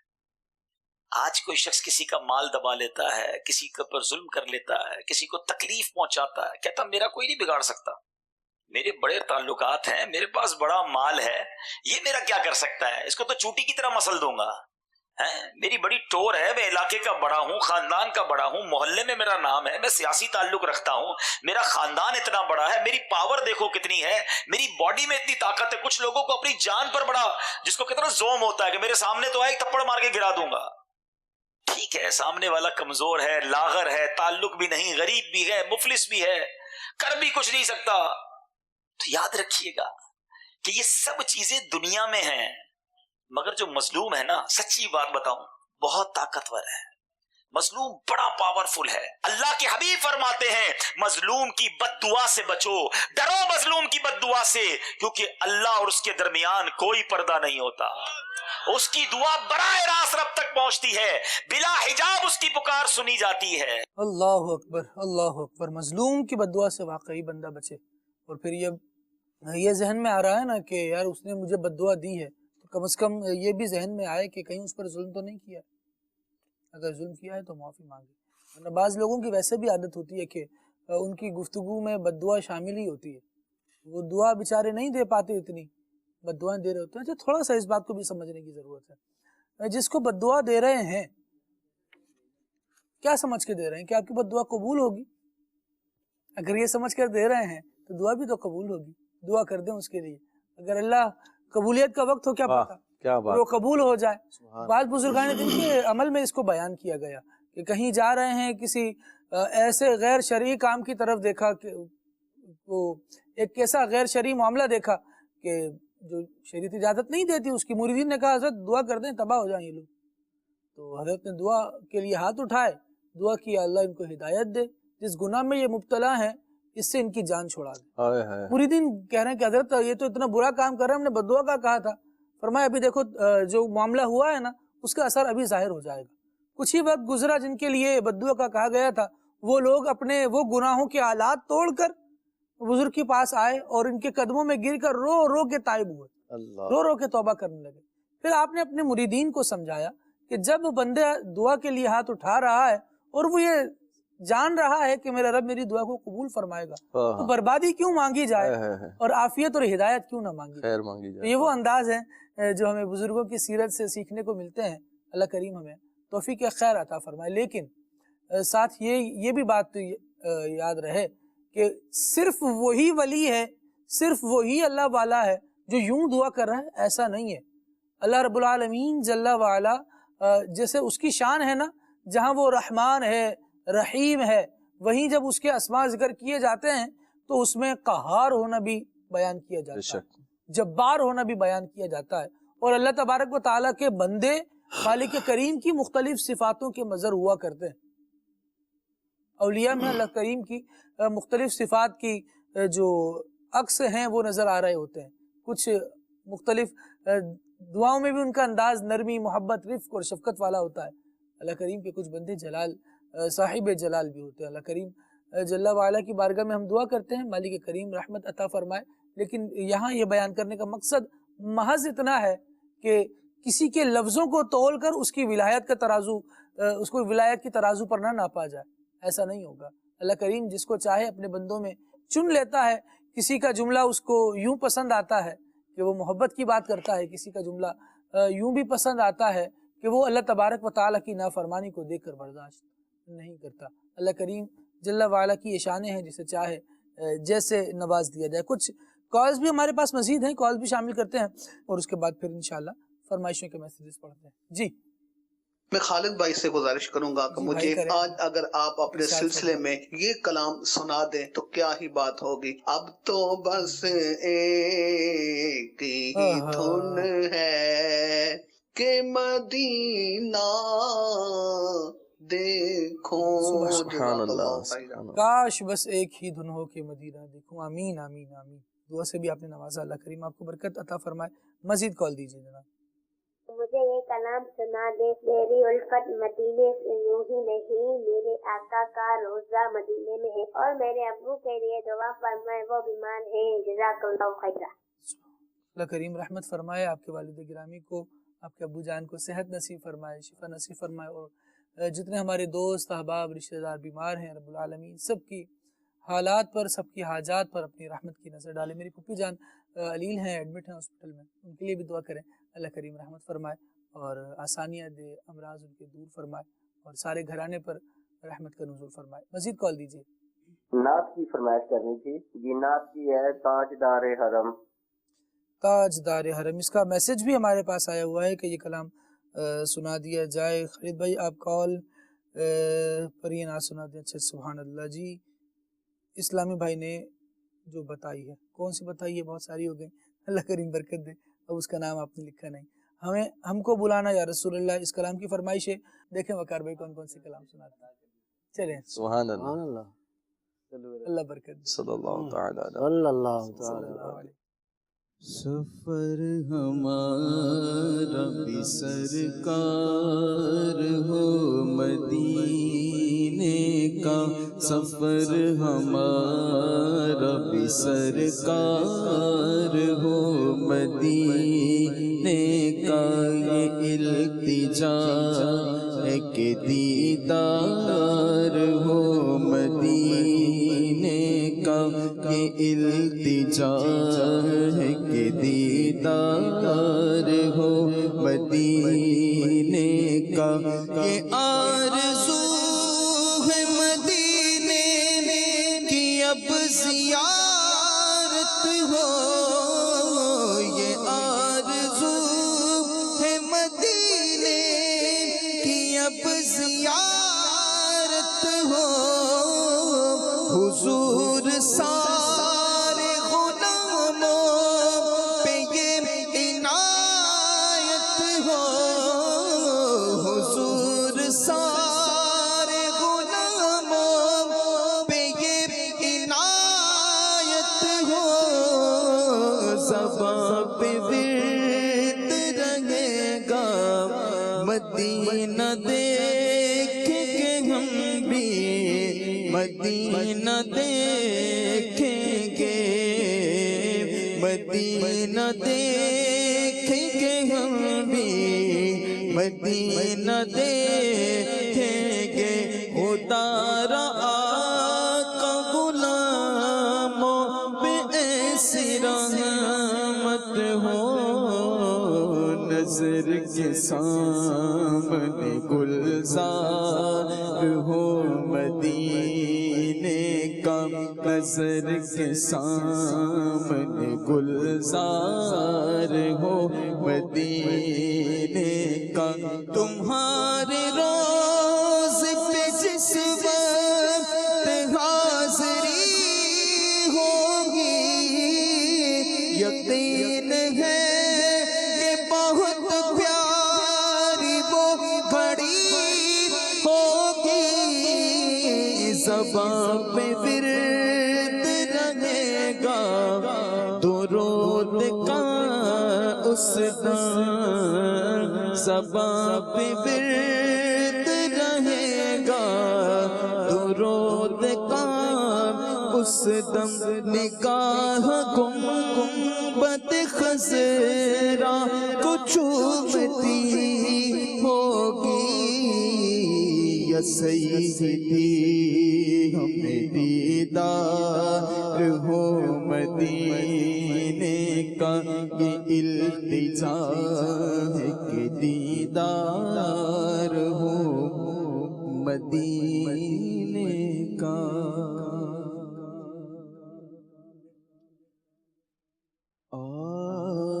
میں ڈھولا کراں بیٹھی زاریاں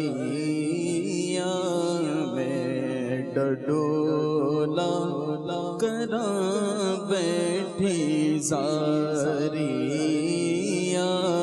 میں ڈھولا کراں بیٹھی زاری میں مقدی مقام میں مقدی مقام میں مقدی مقام تجھتے ہو میں ہاریا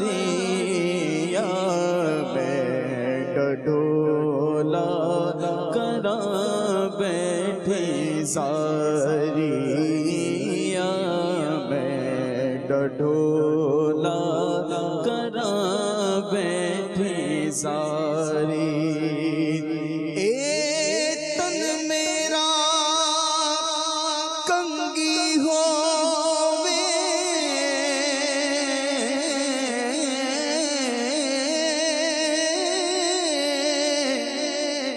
او میں زلف حضور دیواما پوش میرے دی بن جائے جتی او میں یار دے پیریاں جے سونا میٹے دکھ وچ راضی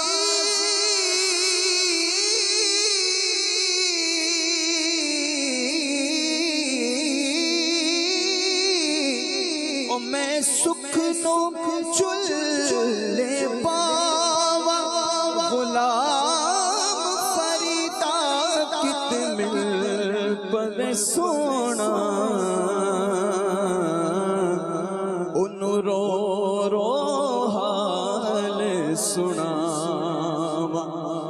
تک دیاں رام اکھیاں بچھا کے بیٹھیاں میں تے جتڑی لوٹا کے کدوں آوے گی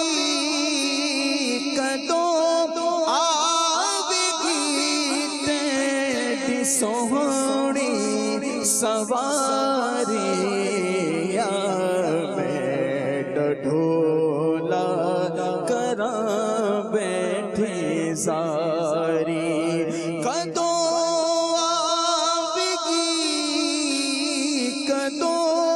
آوے گی تیری سوہنی سواریاں میں ڈھولا کراں بیٹھے زاری اے ختم رسل مکی مدنی اے ختم رسل مکی مدنی کونین میں تم سا کوئی نہیں اے ختم رسل مکی مدنی اے ختم رسل مکی مدنی کونین میں تم سا کوئی نہیں ہے نور مجسم تیرے سوا ہے نور مجسم تیرے سوا محبوب خدا خدا کا کوئی نہیں، کوئی نہیں یہ ختم رسول۔ اوصاف تو سب نے پائے ہیں، اوصاف تو سب نے پائے ہیں، پر حسن سراپا کوئی نہیں۔ اوصاف تو سب نے پائے ہیں، پر حسن سراپا کوئی نہیں، پر حسن سراپا کوئی نہیں۔ آدم سے جناب عیسیٰ تک، آدم سے جناب عیسیٰ تک، سرکار کے جیسا کوئی نہیں، واللہ کوئی نہیں ہے ختم رسول۔ مکی مدنی کونین میں تم سا کوئی نہیں، کوئی نہیں ہے ختم رسول۔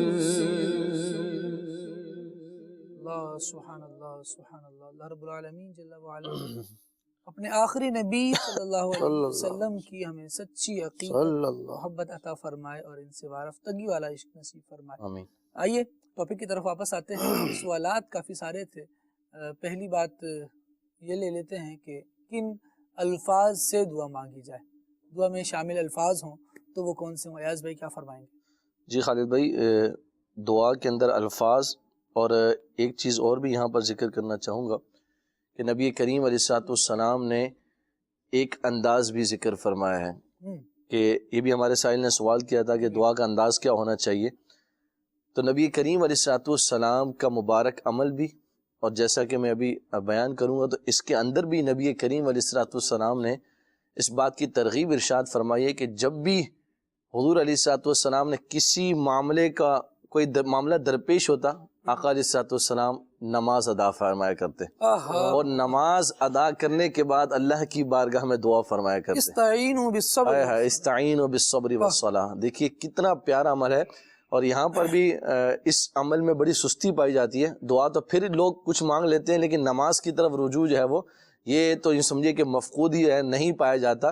تو کوشش کریں کہ ہم اس چیز کو بھی اپنا معمول بنائیں کہ ہمارے کوئی حاجت پیش ہو، کوئی پریشانی ہو، کوئی تکلیف ہو، کوئی مصیبت ہو، کوئی رنج و علم ہو، کوئی حاجت چاہتے ہیں پوری ہو جائے، تو اللہ کی بارگاہ میں نفل نماز کی ادائیگی کریں، اس کے بعد اللہ تبارک و تعالیٰ کی بارگاہ میں جو ہے وہ دعا کریں، تو اللہ تبارک و تعالیٰ کی یوں سمجھے کہ وہ دعا جو ہے وہ قبولیت کے قریب ہو جائے گی۔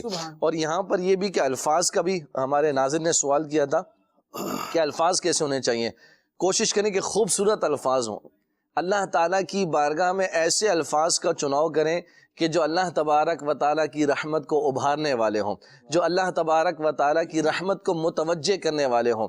اللہ اکبر۔ میں یہاں پر جو ہے وہ حضرت بی بی عائشہ صدیقہ رضی اللہ تعالیٰ عنہ کی ایک روایت جو ہے وہ پیش کرتا ہوں۔ اللہ کے حبیب صلی اللہ تعالیٰ علیہ وآلہ وسلم کی بارگاہ میں بی بی عائشہ صدیقہ رضی اللہ تعالیٰ عنہ نے عرض کی، یا رسول اللہ صلی اللہ علیہ وسلم، مجھے اللہ پاک کا وہ بابرکت نام سکھا دیجئے کہ جس نام کے ذریعے دعا کی جائے تو اللہ پاک قبول فرما لے۔ اللہ اکبر۔ تو پیارے نبی، آخری نبی صلی اللہ تعالیٰ علیہ وآلہ وسلم نے ارشاد فرمایا، خالد بھائی اب دیکھیے حکم کیا دے رہے میرے آقا علیہ السلام، ارشاد فرمایا عائشہ کھڑی ہو جاؤ، وضو کرو، 2 رکعت نماز ادا کرو، پھر دعا مانگو۔ اللہ اکبر۔ تو کہتی ہیں کہ میں جو ہے وہ نبی کریم علیہ السلام نے ارشاد فرمایا، میں سنوں گا عائشہ تم کیسے دعا مانگتی ہو۔ اللہ اکبر۔ تو سیدہ عائشہ صدیقہ رضی اللہ تعالیٰ عنہ عرض کرتی ہیں کہ فرماتی ہیں کہ میں نے جو ہے وہ ایسا ہی کیا جیسے آقا علیہ السلام نے ارشاد فرمایا، میں نے وضو کیا اور 2 رکعت نماز ادا کی۔ نماز ادا کرنے کے بعد جو ہے وہ میں نے اللہ تبارک و تعالیٰ کی بارگاہ میں جب دعا کرنے لگی تو اس سے پہلے نبی پاک علیہ السلام نے ایک جملہ ارشاد فرمایا، اللہم وفقہا، اے اللہ عائشہ کو دعا مانگنے کی توفیق عطا فرما۔ اللہ اکبر۔ تو بی بی عائشہ صدیقہ رضی اللہ تعالیٰ عنہ، آپ دیکھیے خالد بھائی کن الفاظ کے ساتھ اللہ تعالیٰ کی بارگاہ میں دعا کرتی ہیں، عرض کرتی ہیں اللہم انی اسألک بجمیع اسمائک الحسنى کلھا ما علمنا منها وما لم نعلم واسألک باسمک العظیم الاعظم الکبیر الاکبر والذی من دعاک به اجبتہ ومن سالک به اعطیتہ۔ اللہ اکبر۔ ترجمہ، اے اللہ پاک تیرے اسماء حسنہ جو ہم جانتے ہیں اور جو ہم نہیں جانتے، تیرے ان تمام ناموں کا وسیلے سے اللہ تیری بارگاہ میں دعا کرتی ہوں۔ اللہ اکبر۔ کیا دعا کرتی ہوں؟ اور تیرے اس اسم اعظم، اسم اکبر کے ذریعے سوال کرتی ہوں کہ جس نام کے ذریعے دعا کی جائے تو تو قبول فرماتا ہے، اور تجھ سے جو سوال کیا جائے تو عطا فرماتا ہے۔ اللہ اکبر۔ اب ان الفاظ کے ساتھ جو ہے وہ حضرت عائشہ صدیقہ رضی اللہ تعالیٰ عنہ نے اللہ کی بارگاہ میں عرض کی کہ مولا تیرے سارے اسماء حسنہ، وہ کہ جن کو میں جانتی ہوں اور جن کو نہیں جانتی، اور اللہ تیرے اس اسم اعظم، اس نام کے صدقے سے کہ جس کے ذریعے تو دعائیں قبول فرماتا ہے، مولا تیری بارگاہ میں سوال کرتی ہوں، میرا سوال پورا فرما۔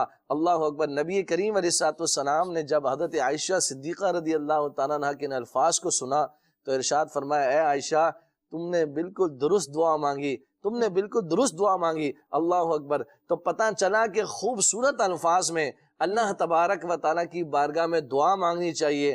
اللہ کے اسماء حسنہ، وہ پیارے نام کہ جو ہے وہ قرآن کریم میں ذکر فرمائے گئے، اس کے علاوہ جو 99 نام احادیث مبارکہ میں ذکر کیے گئے ہیں، جو نام یاد ہوں یا نہ یاد ہوں، اللہ تبارک و تعالیٰ کی بارگاہ میں ان ناموں کو ذکر کر کے اللہ کی بارگاہ میں دعا مانگی جائے تو اللہ تبارک و تعالیٰ دعا قبول فرماتا ہے۔ اور ایک شخص جو ہے وہ، ایک روایت کے اندر ہے، ایک شخص جو ہے وہ کعبۃ اللہ شریف کے سامنے کھڑے ہو کر خالد بھائی ان الفاظ کے ساتھ دعا مانگ رہا تھا، اللہم انی اسألک انت اللہ، اے اللہ میں تجھ سے اس لیے دعا مانگ رہا ہوں کہ تو ہی تو میرا مولا ہے، سبحان اللہ، تو ہی تو میرا پروردگار ہے، تو ہی تو میرا پالنہار ہے۔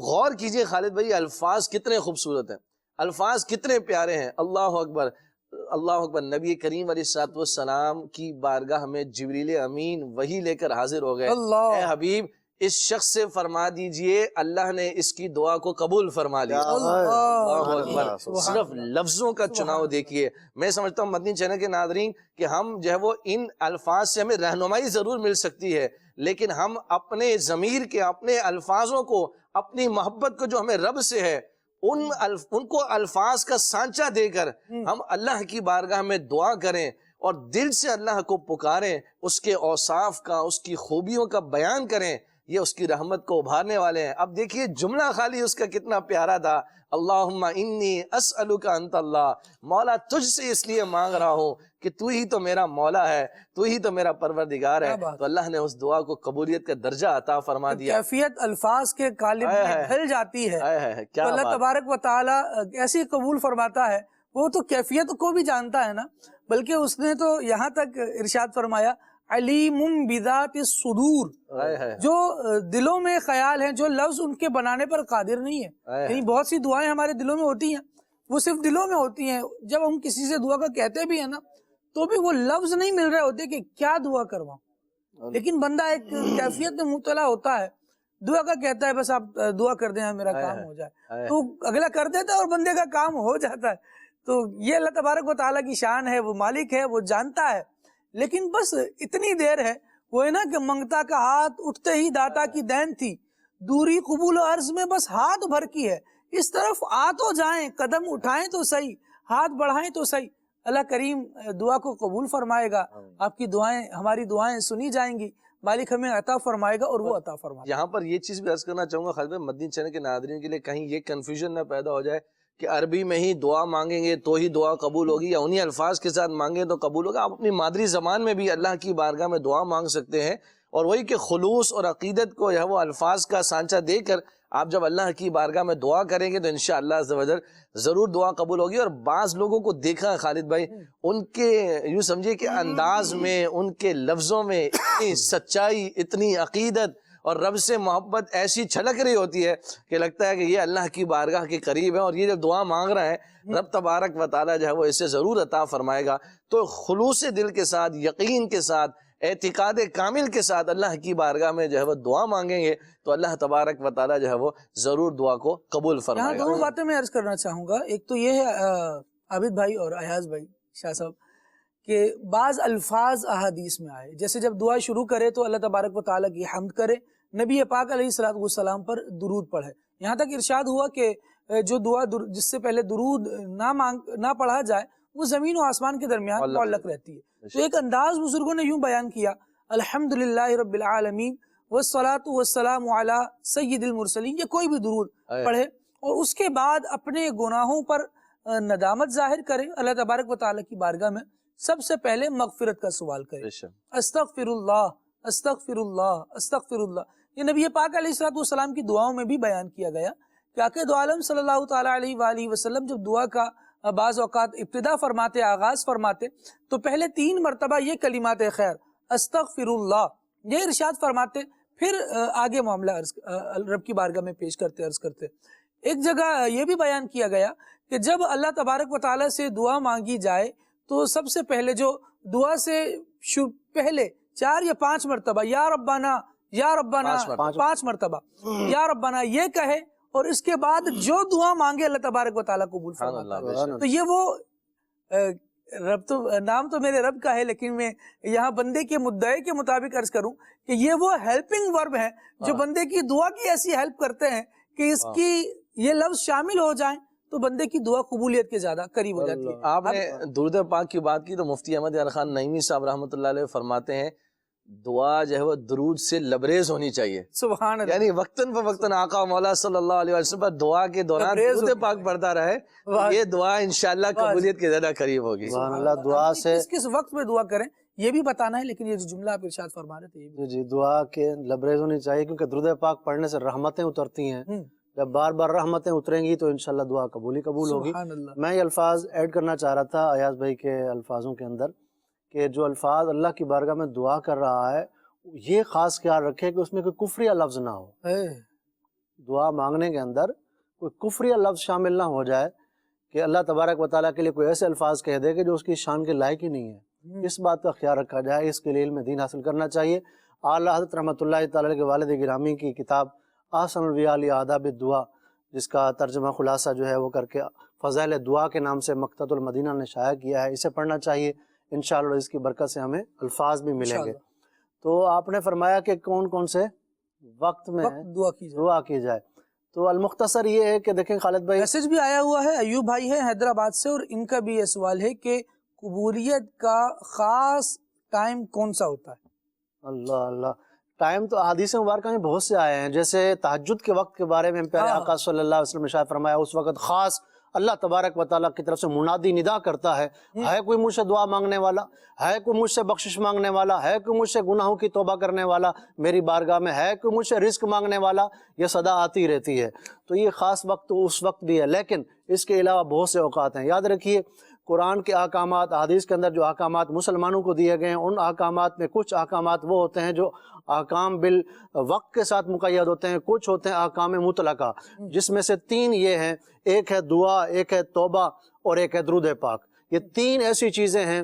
دعا کا بھی کوئی وقت نہیں بتایا گیا قرآن پاک میں کہ فلاں وقت میں دعا مانگو، اس وقت کے بعد کسی اور وقت میں نہیں مانگو، اب مانگ لیے دوبارہ نہیں مانگو، ایسا جیسے نہیں۔ نماز ہے وہ وقت باندھا ہوا فرض ہے، ظہر ہے ظہر کے ٹائم میں ہی پڑھی جائے گی، حج ہے، بہرحال دعا ہے تو وہ کسی بھی وقت، حج ہے تو اس کا بھی وقت ہے، روزہ ہے تو اس کا بھی وقت ہے، دیگر جتنے احکام ہیں ان کا وقت ہے، لیکن دعا ایک ایسی چیز ہے اس کا کوئی وقت نہیں ہے، اس کا قبولیت کا دروازہ بند نہیں ہوتا اللہ کی بارگاہ میں۔ صبح اٹھو دعا مانگو، دوپہر ہو دعا مانگو، جنازہ پڑھو دعا مانگو، جنازے کے بعد بھی دعا مانگو، اللہ کی بارگاہ میں مانگتے چلے جاؤ، تم مانگتے تھک جاؤ گے رب عطا کرنے سے۔ رب تبارک و تعالیٰ اس کی بارگاہ میں یہ تھکاوٹ اس کی شان کے لائق نہیں ہے، وہ تھکتا نہیں ہے دینے سے، وہ عطا فرماتا ہے، تم تھک جاؤ گے۔ تو یہ ہے کہ جب اللہ تبارک و تعالیٰ کی بارگاہ میں بندہ دعا مانگتا ہے اس کا کوئی وقت نہیں ہے، بلکہ جب چاہو تم دعا مانگو، اور جس جگہ یہ درود پاک بھی اس کی بھی کوئی قید نہیں ہے کہ فلاں وقت میں درود پاک پڑھو فلاں وقت میں نہیں پڑھو۔ توبہ ہے اس کا بھی کوئی وقت نہیں ہے کہ جناب فلاں وقت میں توبہ کرو گے تو قبول ہوگی ورنہ نہیں ہوگی، بلکہ توبہ کا دروازہ کھلا ہوا ہے، وہ قیامت تک کہ جب سورج جو ہے وہ مغرب سے طلوع ہوا اس وقت توبہ کا دروازہ بند ہوگا۔ المختصر دعا کا جو اوقات ہیں اس کی کوئی قید نہیں ہے، اس کا کوئی وقت نہیں ہے، بلکہ جب چاہو اللہ کی بارگاہ میں دعا مانگو اس کے آداب کے ساتھ۔ پیارے آقا صلی اللہ علیہ وسلم جس جگہ تشریف لے گئے ہیں وہ جگہ قبولیت والی ہے۔ اللہ ہمیں مدینہ مکہ جانا نصیب فرمائے، وہاں جا کر دعا مانگیں۔ جس جگہ حضور نے نماز پڑھی، جس جگہ حضور نے دعا مانگی، وہاں پر دعا مانگنا یہ قبولیت کے زیادہ قریب ہے۔ بہت پیاری بات آپ نے کی، اللہ کریم آپ کو بہت برکتیں عطا فرمائے۔ ایک قرآن پاک سے دلیل عرض کرتا ہوں اس کے متعلق۔ حضرت سیدنا زکریا علیہ السلام نے حضرت مریم رضی اللہ تعالی عنہ نے جب محراب کے اندر دیکھا کہ اللہ تبارک و تعالیٰ کی نعمتیں یہاں نازل ہو رہی ہیں، تو وہاں پر دعا مانگی، جس کا ذکر اللہ نے قرآن نے ارشاد فرمایا ہنالک دعا زکریا، تو وہاں پر زکریا علیہ السلام نے دعا مانگی۔ جہاں اللہ کی نعمتوں کا نزول ہو وہاں دعا مانگے، جہاں نعمتوں والے آقا تشریف فرما ہو، گنبد خضرا کے سائے میں کھڑے ہو کر اللہ کی بارگاہ میں دعا مانگے تو وہ قبول ہی قبول ہوگی۔ والدین کی دعا اولاد کے حق میں قبول ہے، والدین کی ایسی خدمت کریں کہ والدین کے دل سے دعائیں نکلیں، وہ دعائیں قبول ہی قبول ہیں۔ والدین کے لیے دعا کریں تو اگر دنیا سے چلے گئے ہیں تمہارے رزق میں بھی برکت ہوگی۔ سبحان اللہ سبحان اللہ۔ بلکہ یہاں تک کی روایتوں میں بیان کیا گیا کہ جب بندہ اپنے والدین کے لیے دعا کرنا چھوڑ دیتا ہے، ینقطع عنہ الرزق، اس کا رزق منقطع کر دیا جاتا ہے، روک دیا جاتا ہے۔ اللہ کریم ہمیں دعائیں کرتے رہنے کی توفیق عطا فرمائے۔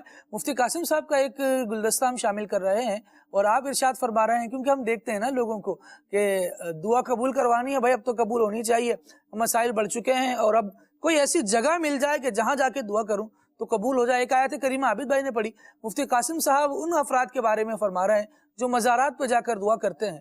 کیوں کرتے ہیں، کس لیے کرتے ہیں، آئیے سنتے ہیں۔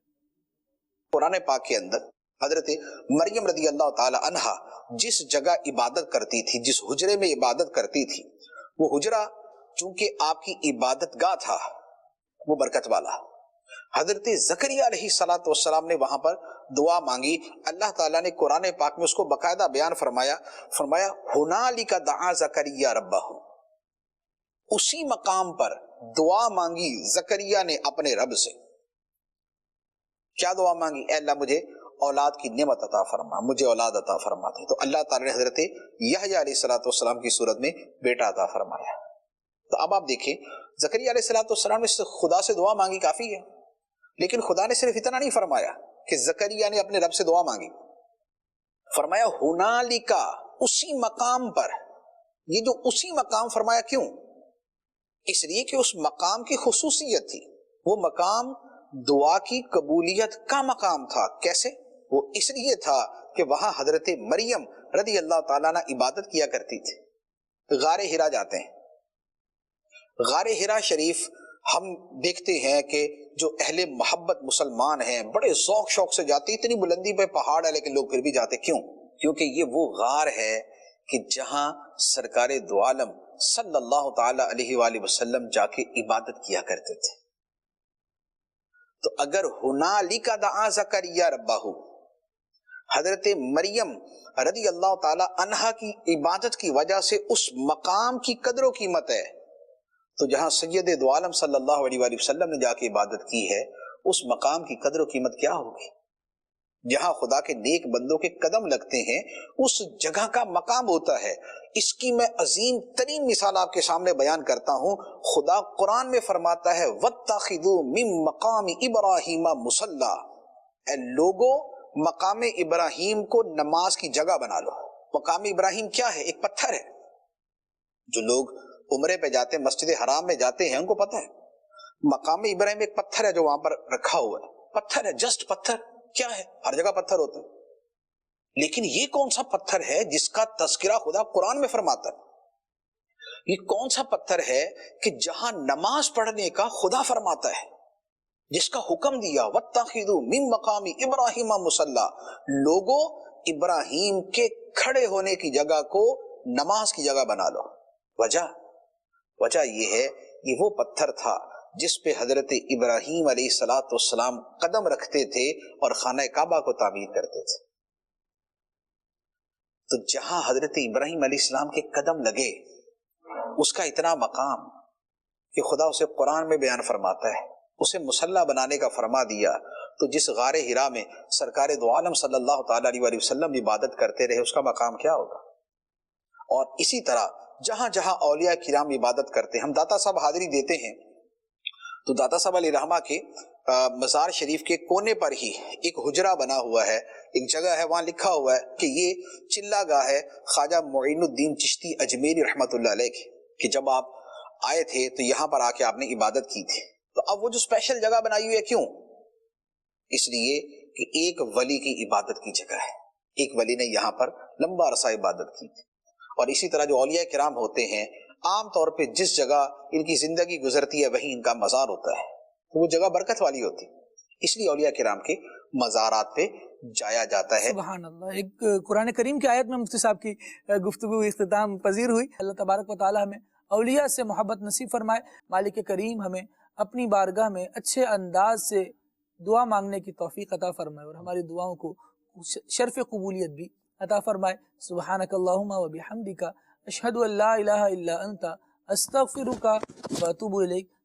मुस्तफा जाने रहमत पे लाखों सलाम, शम्अ बज़ में हिदायत पे लाखों सलाम, शम्अ बज़ में हिदायत पे लाखों सलाम। आज़म इमाम मुत्तक़ा वन्नुक़ा, जलवाए शान क़ुदरत पे लाखों सलाम। मुझसे खिदमत के कुदसी कहे हाँ रज़ा, मुझसे खिदमत के कुदसी कहे हाँ रज़ा। मुस्तफा जाने रहमत पे लाखों सलाम, शम्अ बज़ में हिदायत पे लाखों सलाम।